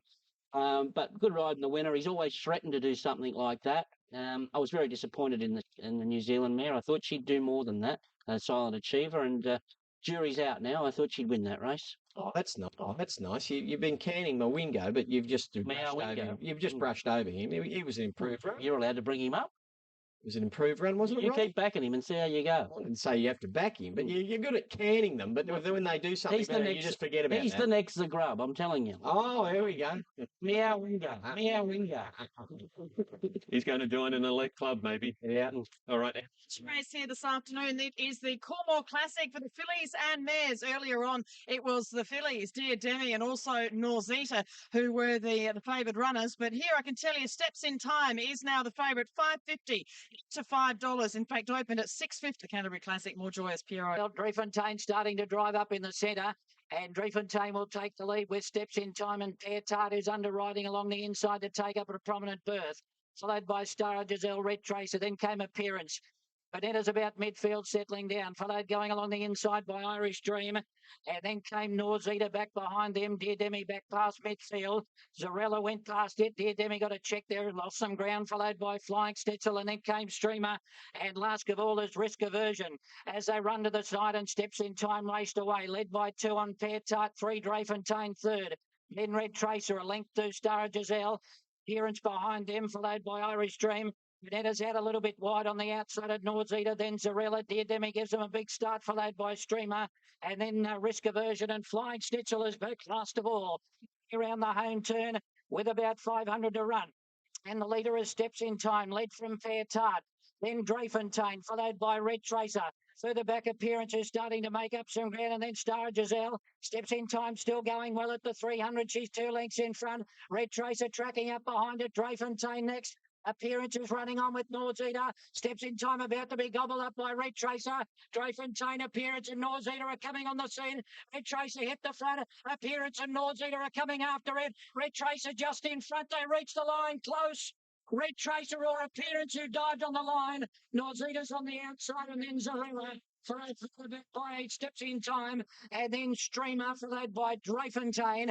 Then we've got Irish Dream, followed by back of the field. Conversion, Star of Giselle, Pear Tart, Vanetta, and Dear Demi's finished at the back of the field.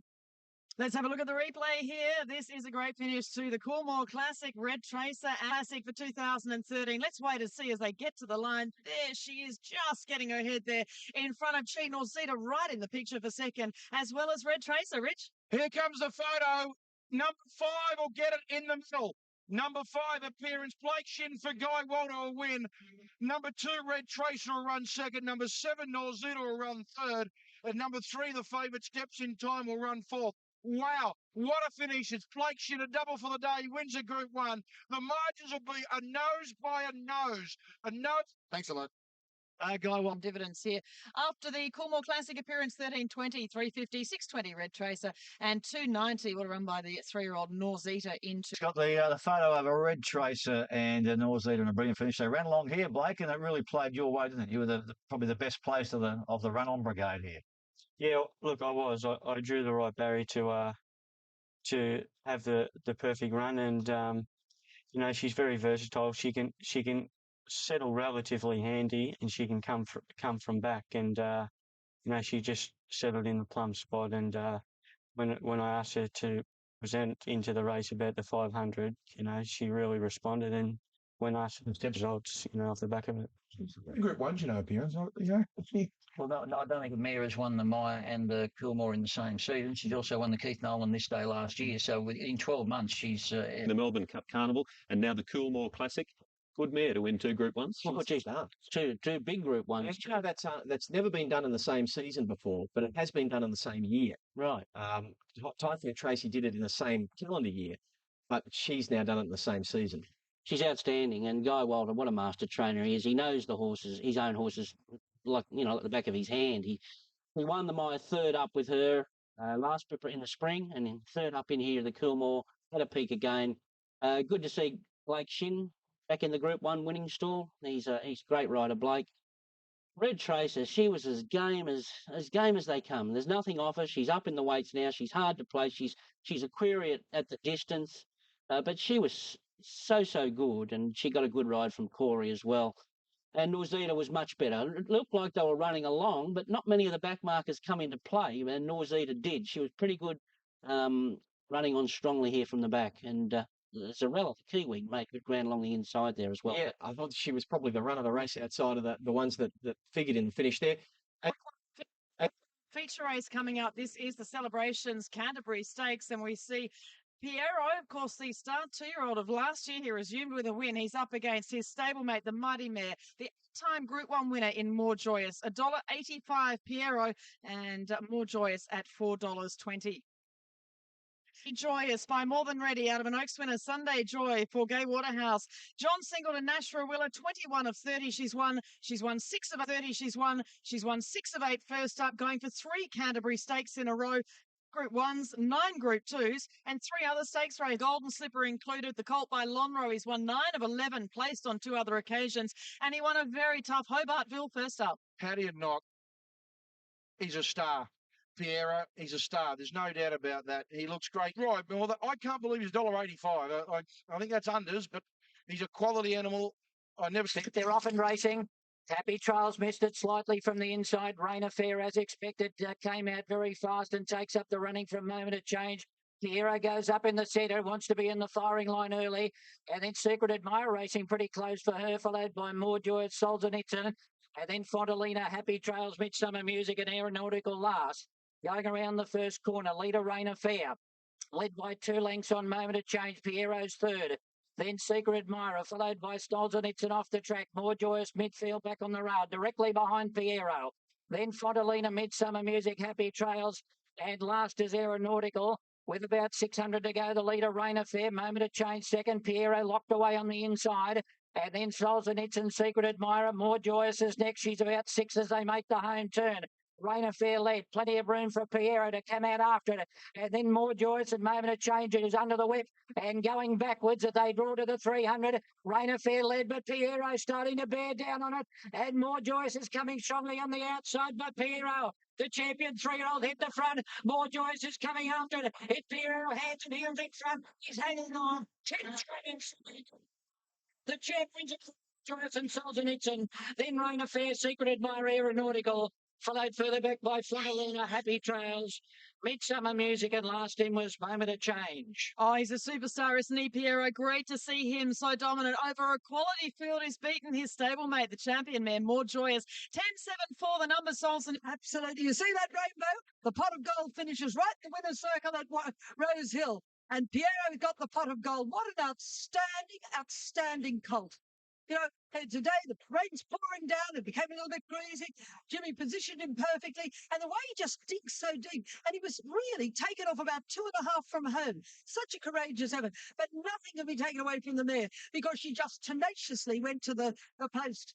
But he was just too brilliant on the day. What a great era on More Joyous, but no guts, no glory. Oh, well, look, you got to have the courage, your convictions. And I think our view was, look, we've got a great horse. He's a superstar. I turned 50 in January, Bruce, and I've been lucky enough through a great career to ride some great fillies, some great 2-year-olds, some great 3-year-olds, some great stayers, weight for age horses. But I must say, putting your leg over this bloke, he's phenomenal. He's a freak. Well, you've ridden the freak in might and power. You're sort of putting himself there this early in his career. Look, I put this bloke above him at this stage. To do what he done as a 2-year-old, to do what he's done as a 3-year-old, and come back, win the Hobartville first up, come back to 1,300 and win the way he won today. I don't like using the word freely, but he's every bit a champion. Only champions can do what he's going to do to come back, take on the older horses, and look, sky's the limit for him. Bring on all. From More Joyous and Solzhenitsyn, then Rain Affair. Well, unbeaten in Sydney, 10 for 10 in Sydney. Piero closing in on $4 million in prize money. Dominant from the speed here, beating More Joyous in a outstanding Solzhenitsyn and Jimmy post race. You spooked straight up. This was the best you've ridden. Now, was this just, I'm going to keep the right on this, or you fair dinkum there? Fair dinkum. I knew I was only on him for the one-off because they closed, and it was an honour for me to ride him, and I've been lucky enough to ride some good horses. I sum it up. Look, he's ticked all the boxes. Look what he done as a 2-year-old. He won the Slipper Day, set for 13.50, and taken on the second, the champion mare in More Joyous. And don't forget, she hasn't been beaten 2 years in Sydney. Yeah. So are you saying, though, that national listen in our game and don't acknowledge what we are saying? Well, it's great. As we say, we've got Black Caviar, we've got Piero, More Joyous, and it's great. All too hard. It's great to have great horses, champions back, and we need it. It's got to bring people back to the races. Whether you're riding them or not, it's still. I think she ran probably as good as she ever has first up, and I don't think she's ever ran into a horse like him first up. That doesn't mean that tables can't be turned down the track, but Another win was the Stut Stakes at Moonee Valley. Jim Cassidy says he's the best horse he's ever ridden. They're big statements. Yes, jockeys do say that when they get on a very good one, they'll say, "Oh, this is the best one I've ever been on," and until the next one comes along, and then that's the best one they've ever been on. It's like someone wrote the script for him. It's like an Arrowfield or a like a Coolmore script. Exactly. It's just add when he goes to stud will be Jimmy Cassidy saying that. Yeah. Anyway, Well, look, he well might be. He well might be because he is an outstanding colt. He was brilliant yesterday, and Jimmy rode him beautifully too. I'm just not sure that she's right where she's been at her best, but I can't take anything away from this colt. 3-year-olds again, cleaning up the older horses. Yeah, look, he's a great colt. He's 10 from 10 in Sydney. He's got the beautiful attitude. You wouldn't think he's a colt. He just strolls around the yard there. I think the blinker switched him back on again yesterday, and obviously I suggest it is, but he's got to take on the 3-year-olds there who are going to be very, very strong in the Doncaster this year. Cool. Raising an effort on the outside. They get away from Charretta. Then very nice name. Awake the Dawn, Royal Diamond. Donna down to the outside. Will be too late.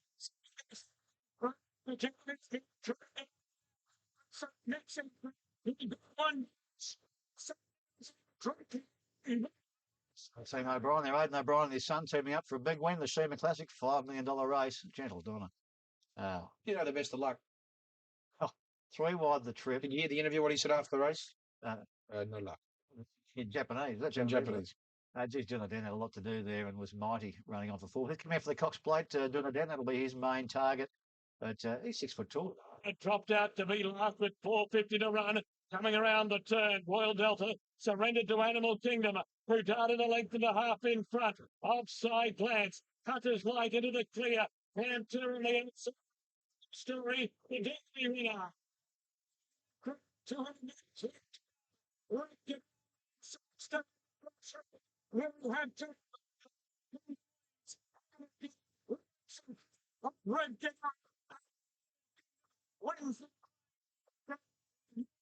Brilliant performance. After the race, they played the anthem of the country which owned the horse. The Australian national anthem got played, both verses, last night after the Dubai World Cup, and a great result for Arrowfield and by Leroy de Sanamo, which in Brazilian is Leroy's an animal. He'll go to Royal Ascot next and probably carry Arrowfield stud colours there, but he'll be off to Australia and stud thereafter. But pretty performance. What about Red Cadet? Wasn't stud thereafter, but pretty performance. What about Red Cadet? Wasn't he good going to the Tapeta Surface last night? Got $2 million for running second. It's obviously worth a lot of money, and I suppose when you put the money up that Arrowfield must have put up, they deserve the success. But it was dominant too. But the second horse, Red Cadet, we know plenty about. $2 million for running second, but Just run second in the Melbourne Cup, second in the Dubai World Cup, won Hong Kong, so he's going well. But the stories for Arrowfield stud. It's won the Dubai World Cup. Gave us some positive news because Mental ran 10th and Ocean Park finished well back as well in its race. Animal Kingdom, Royal Ascot, Queen Elizabeth at Randwick next year, maybe in 2014. It was very impressive.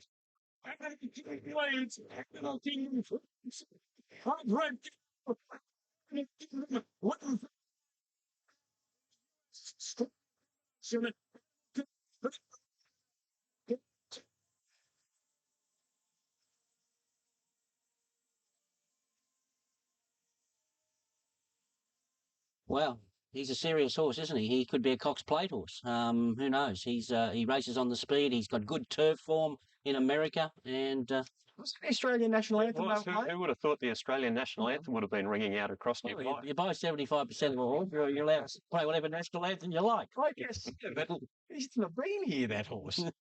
Well, He's coming here. I hope we get to see him. Gee, Red Cadeau running second there. The prize money just for running second was $2 million. It's serious money over there. And Planteur was back in third spot. He won the Kentucky Derby, of course, in 2011. And 31. Number 8, Scan Diva, has been $9 into $7, 9 cents of height. $8 out to 11, back into 10. Into best back runner and market mover is 3 from 2. Brilliant Best, Peter Moody, Luke Nolan, and the Stewie Ramsey colours. There they are going into the barriers now. Yellow cap. Number 3, Caroline, Brilliant Best is the market mover here for the girls. Yeah, she's been well backed, hasn't she? Magic Night Stakes. Here's Mark. Thanks, Caroline. They're moving in here with ready, they're off and racing gratefully. Missed the start very badly, at least 6 lengths last. And coming out quite well with Scan Diva with Brilliant Best there, driving forward from Wild Alice to lead. Wobblers handily for Major Conquest, followed by Madam Fly. And then Sense of Height, he's been able to settle off the speed on Ida Mary, back along the rail in about 7 spot. Then a Sailor settles midfield out wide on the outside of Tweeter. Looked to get a slight check there. Over on the inside by Thump, and then Shahad. Vocalise and gratefully after that slow start as last. Brilliant Best is the leader, 600 out, led by 3/4 Scan Diva, and then Bulbula and Major Conquest. Madam Flies wide, Ida Mary back on the rail. Sense of Heights outside into Sail is back about 6 lengths off the lead, pulling very deep on the home turn. Into the straight, Brilliant Best the leader, led by a length on Scan Diva, is coming after it strongly. Then Major Conquest, Ida Mary threading through the fields, running on strongly, and then Bulbula, a Sail and Shahad down the outside. Scan Diva the leader with 200 to go, kicked away from Ida Mary. Shahad might be the danger out wide. The leader is Scan Diva. Shahad is coming fast down the centre, and Shahad loomed on the outside, very close. It's over on the inside as they hit the line. Scan Diva or Shahad, they're very wide apart.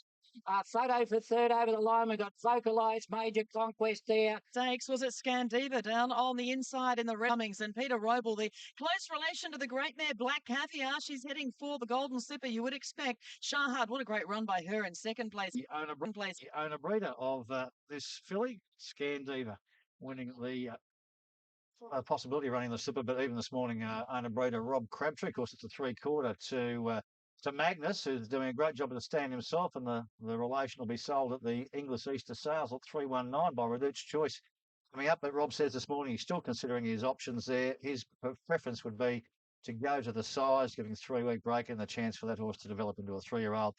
I'll get that. Doesn't carry a lot of condition. I still think this form looks a little bit suspect even for the size, so I'm not quite sure that She's 1A lead up.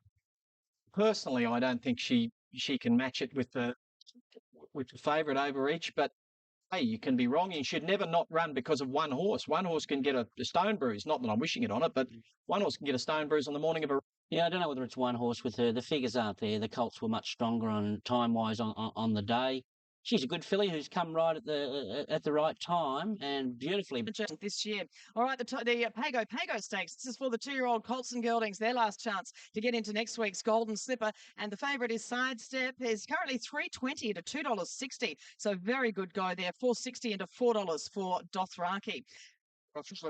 He's a lovely horse, isn't he? Lovely. Largo came out last, best out with Dothraki, and he'll take the lead early. Diamond Oasis sprung out of the stalls today, settles down handy on the inside. Good job, rolling forward, and then came Sidestep. The favourite is fourth, followed by One Step Beyond. Then a couple of lengths to Forwardza. Flak Jackets on the inside, raised no doubt. Got back to third last, settling down, and then came Drago as they run around that first turn, and Senior Council's on the outside of it. So Dothraki with the blinkers on has taken up the running and leads. Good Job Bro is second, Diamond Oasis third.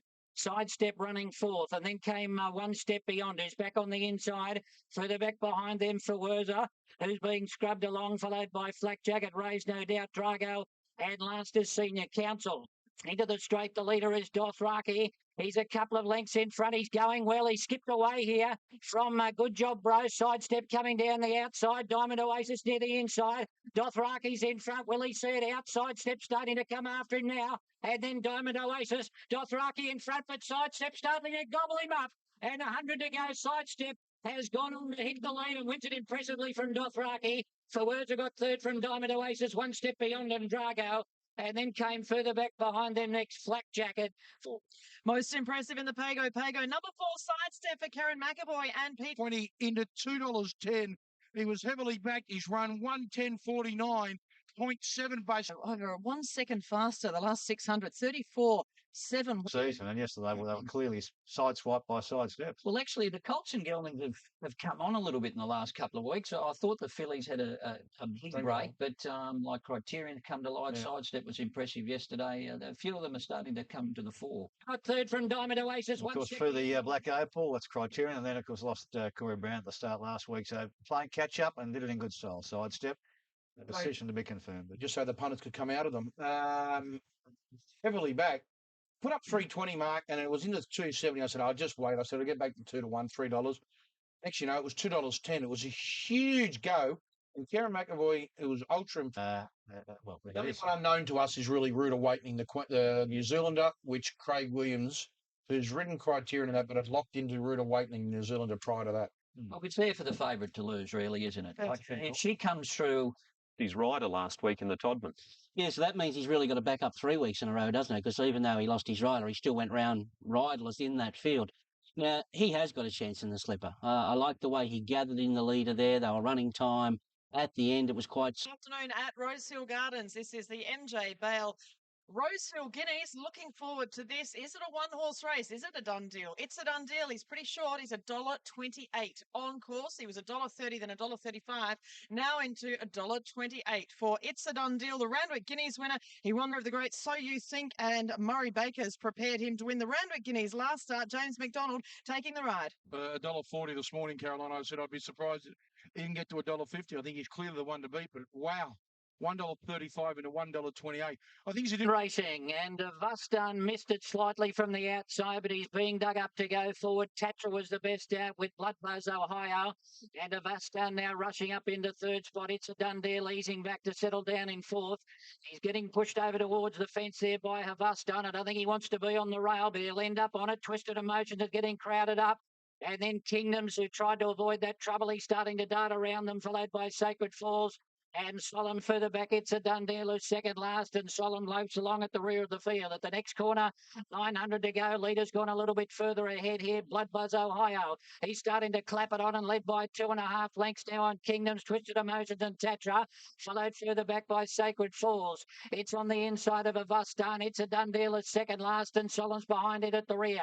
So favourite's got about 6 or 7 lengths to make up at the moment with about 500 to go.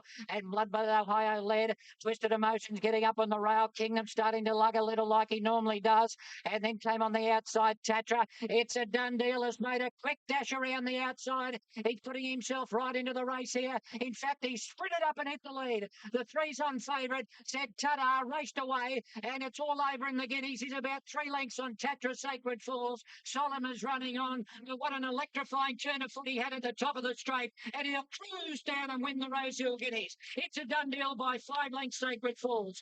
Tatra got third, and then came further back Kingdom's Blood Buzz Ohio. Solemn made a dash and then died, and he's run halfway up the straight, followed by Twisted Emotions, and Avastan finished last of all. He's a very good 3-year-old. It's a third Group 1. It's a Done Deal. Takes out the Rosehill Guineas for Murray Baker. And look at James McDonald. He rode this horse perfectly. He eased him back. He didn't want to get stuck on the rail. He got back to second last, but have a look at the turn of foot the son of High Chaparral has displayed here to beat Sacred Falls and also Tatra. The number's 2, 5, 3, but that was just electrifying, Rich.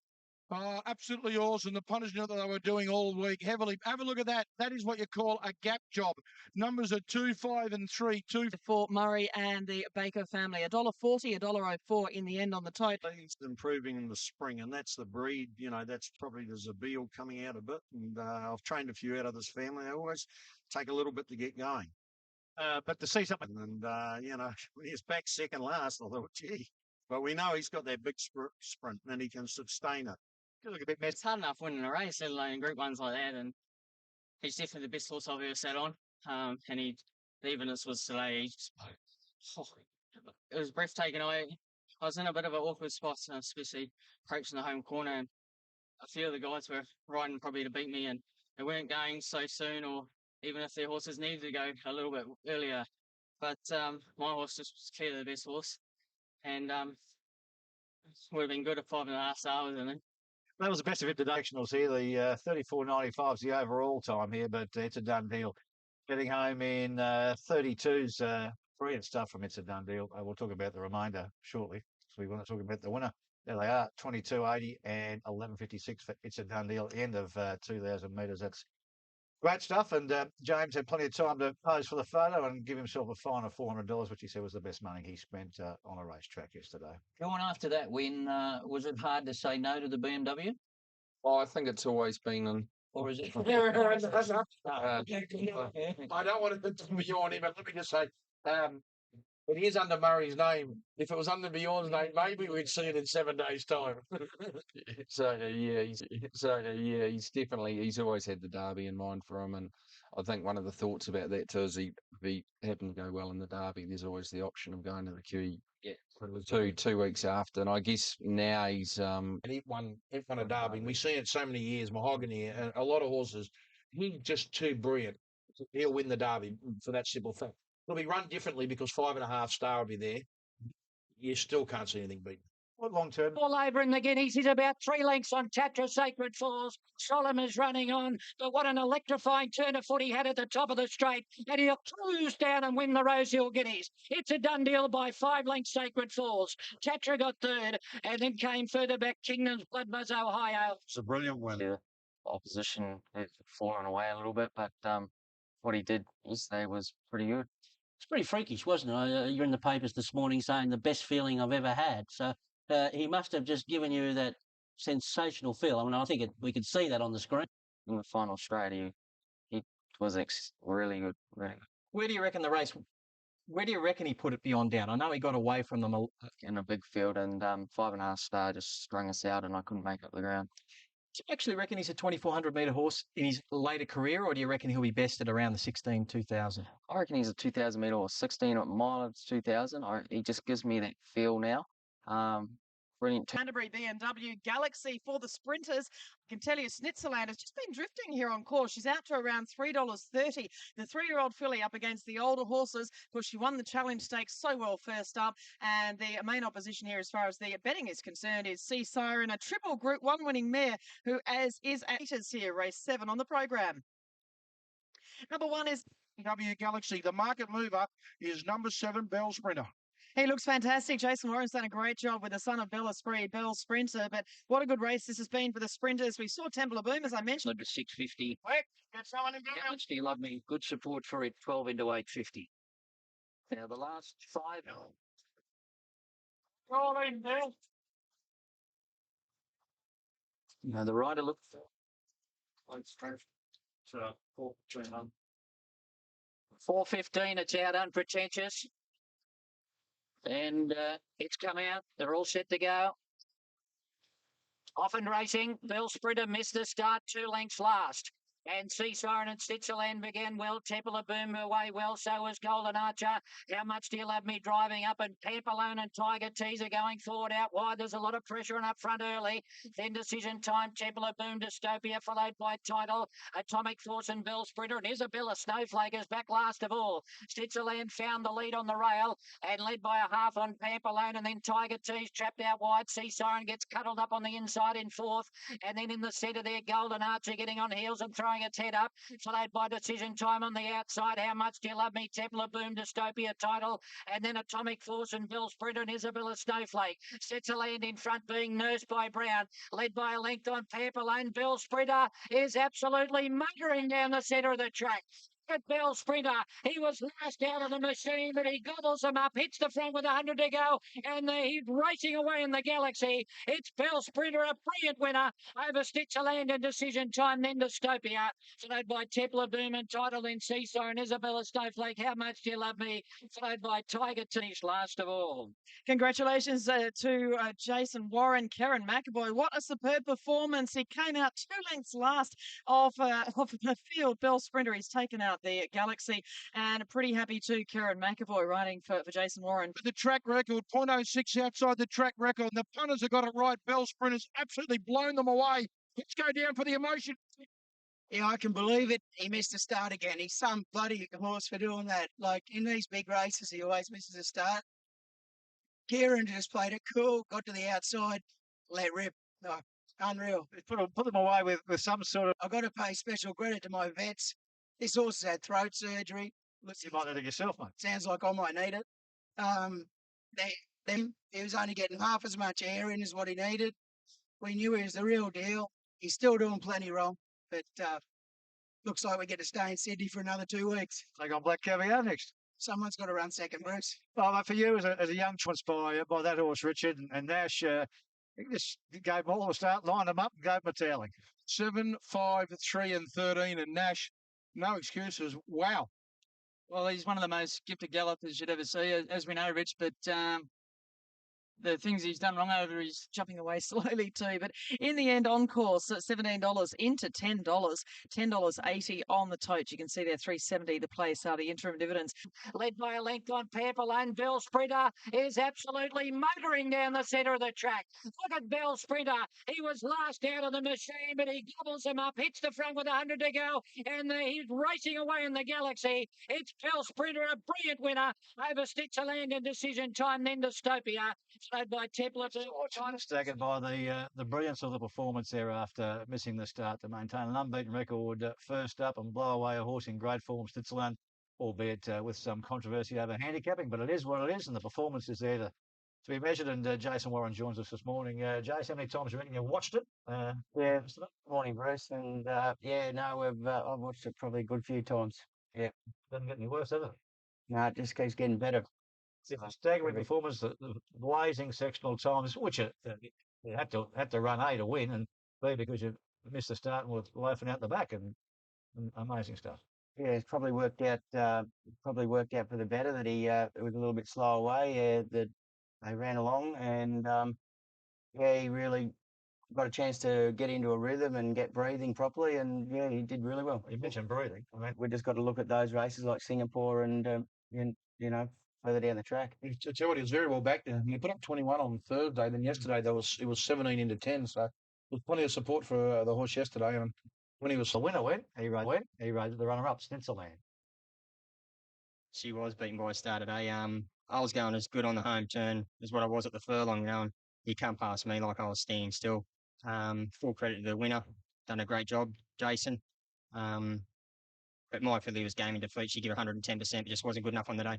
He really improved. But it wasn't a pretty sight in the yard, that's for sure. You were favourite in this race last year, Jace, and it didn't work out. And then this year, it's amazing. Gerald Ryan's made a lot of the comments about the 53.5 for his horse, a 3-year-old filly against yours.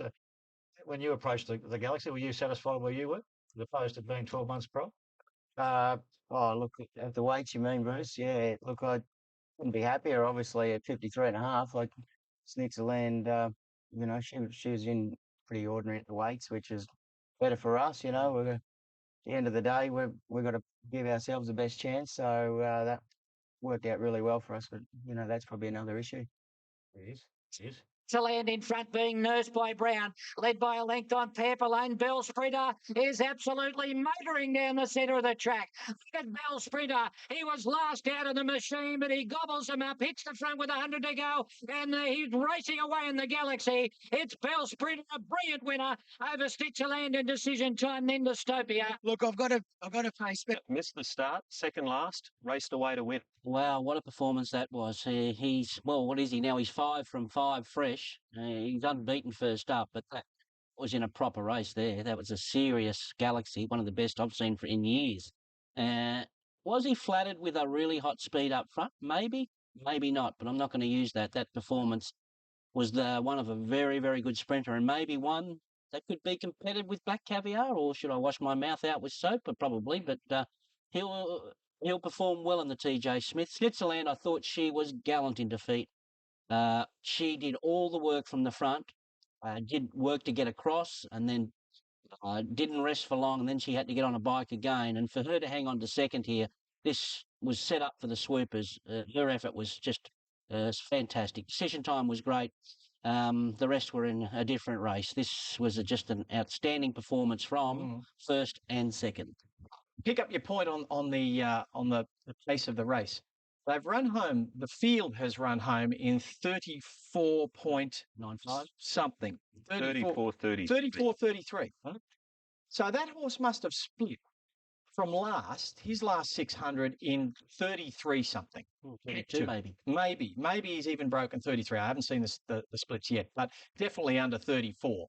And to do that at any level and get sprinters away the way he did, as quickly as he did, boy, that is unleashing some sort of sectional. So, look, if he can do that against Black Caviar, who knows? He might get into the race with her. She can do it. Well, she'll do it with ease, but he's got to do that to even get competitive. Yeah. Look, the only thing with the TJ Smith, it's weight for age, and he goes from 53.5 to 59. True. That's going to be a problem for him. Can he do it with 59? Weight for age performance? Yeah. Into the celebrations after the winner, Bell Sprinter in the Galaxy. We have another feature race coming up. This is the Ajax and Carlton House. We get to see the first horse trained in Australia for Her Majesty the Queen, the famous royal colours, to be worn by Hugh Bowman. He refused to pose in the royal colours at Ascot last year. He said he wanted to one day ride in the Queen's colours. He's about to do that here. He has those famous silks on, and he will be riding Carlton House. $6 into $4.80 on course. Savannah Ray, there's been money in Carlton House. $6 into $4.80 on course. Savannah Ray, there's been money. $8.50 into $7 and ready for this afternoon. I know he hasn't officially. It's been a big go. Carlton House, $6 into $4.40. I can tell you, some ages bet $26 during the week. Lamassary, 19 out to 20. House has been a huge go here. $6 into $4.20, and has been very heavily backed here in the Ajax. $6 into. Well, Carlton House was probably last out of the stall. Stout-hearted now drifting back towards the tail. Just out was Havana Ray. He'll lead from Monton, and then Triple Elegance, Sky Rush near the inside from Famous Seamus. Havana Ray settles in front as they go to the side of the track, led by a length and a half. Monton, Sky Rush, and Famous Seamus. Triple Elegance off the course, 3 wide. Light in the night, the centre. And then Voalo Ichi followed further back by Riva de Largo. Carlton House's midfield on the outside of Stout-hearted. Centennial Park striding, and Willie Jimmy.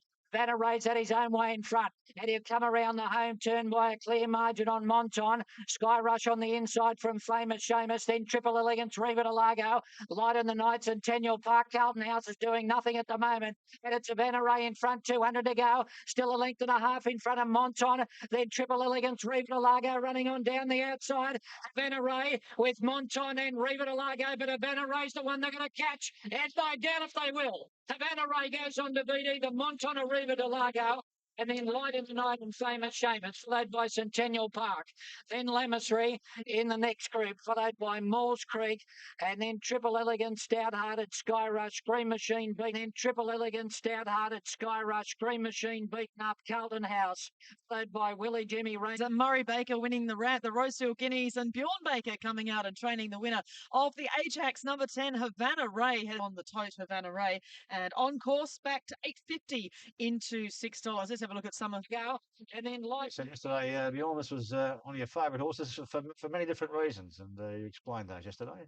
Yeah, no, he has. He's one of the first horses that came into my stable. I think I had about 4 when he blew them away.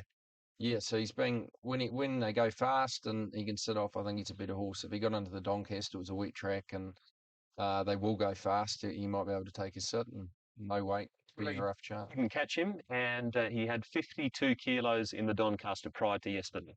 He's a beauty, Havana Ray. He just keeps doing the job. He's been up a long time, and they let him have his own way in front there. Well, if you're out of position, couldn't draw much conclusion from Carlton House, only that he'll want a lot further.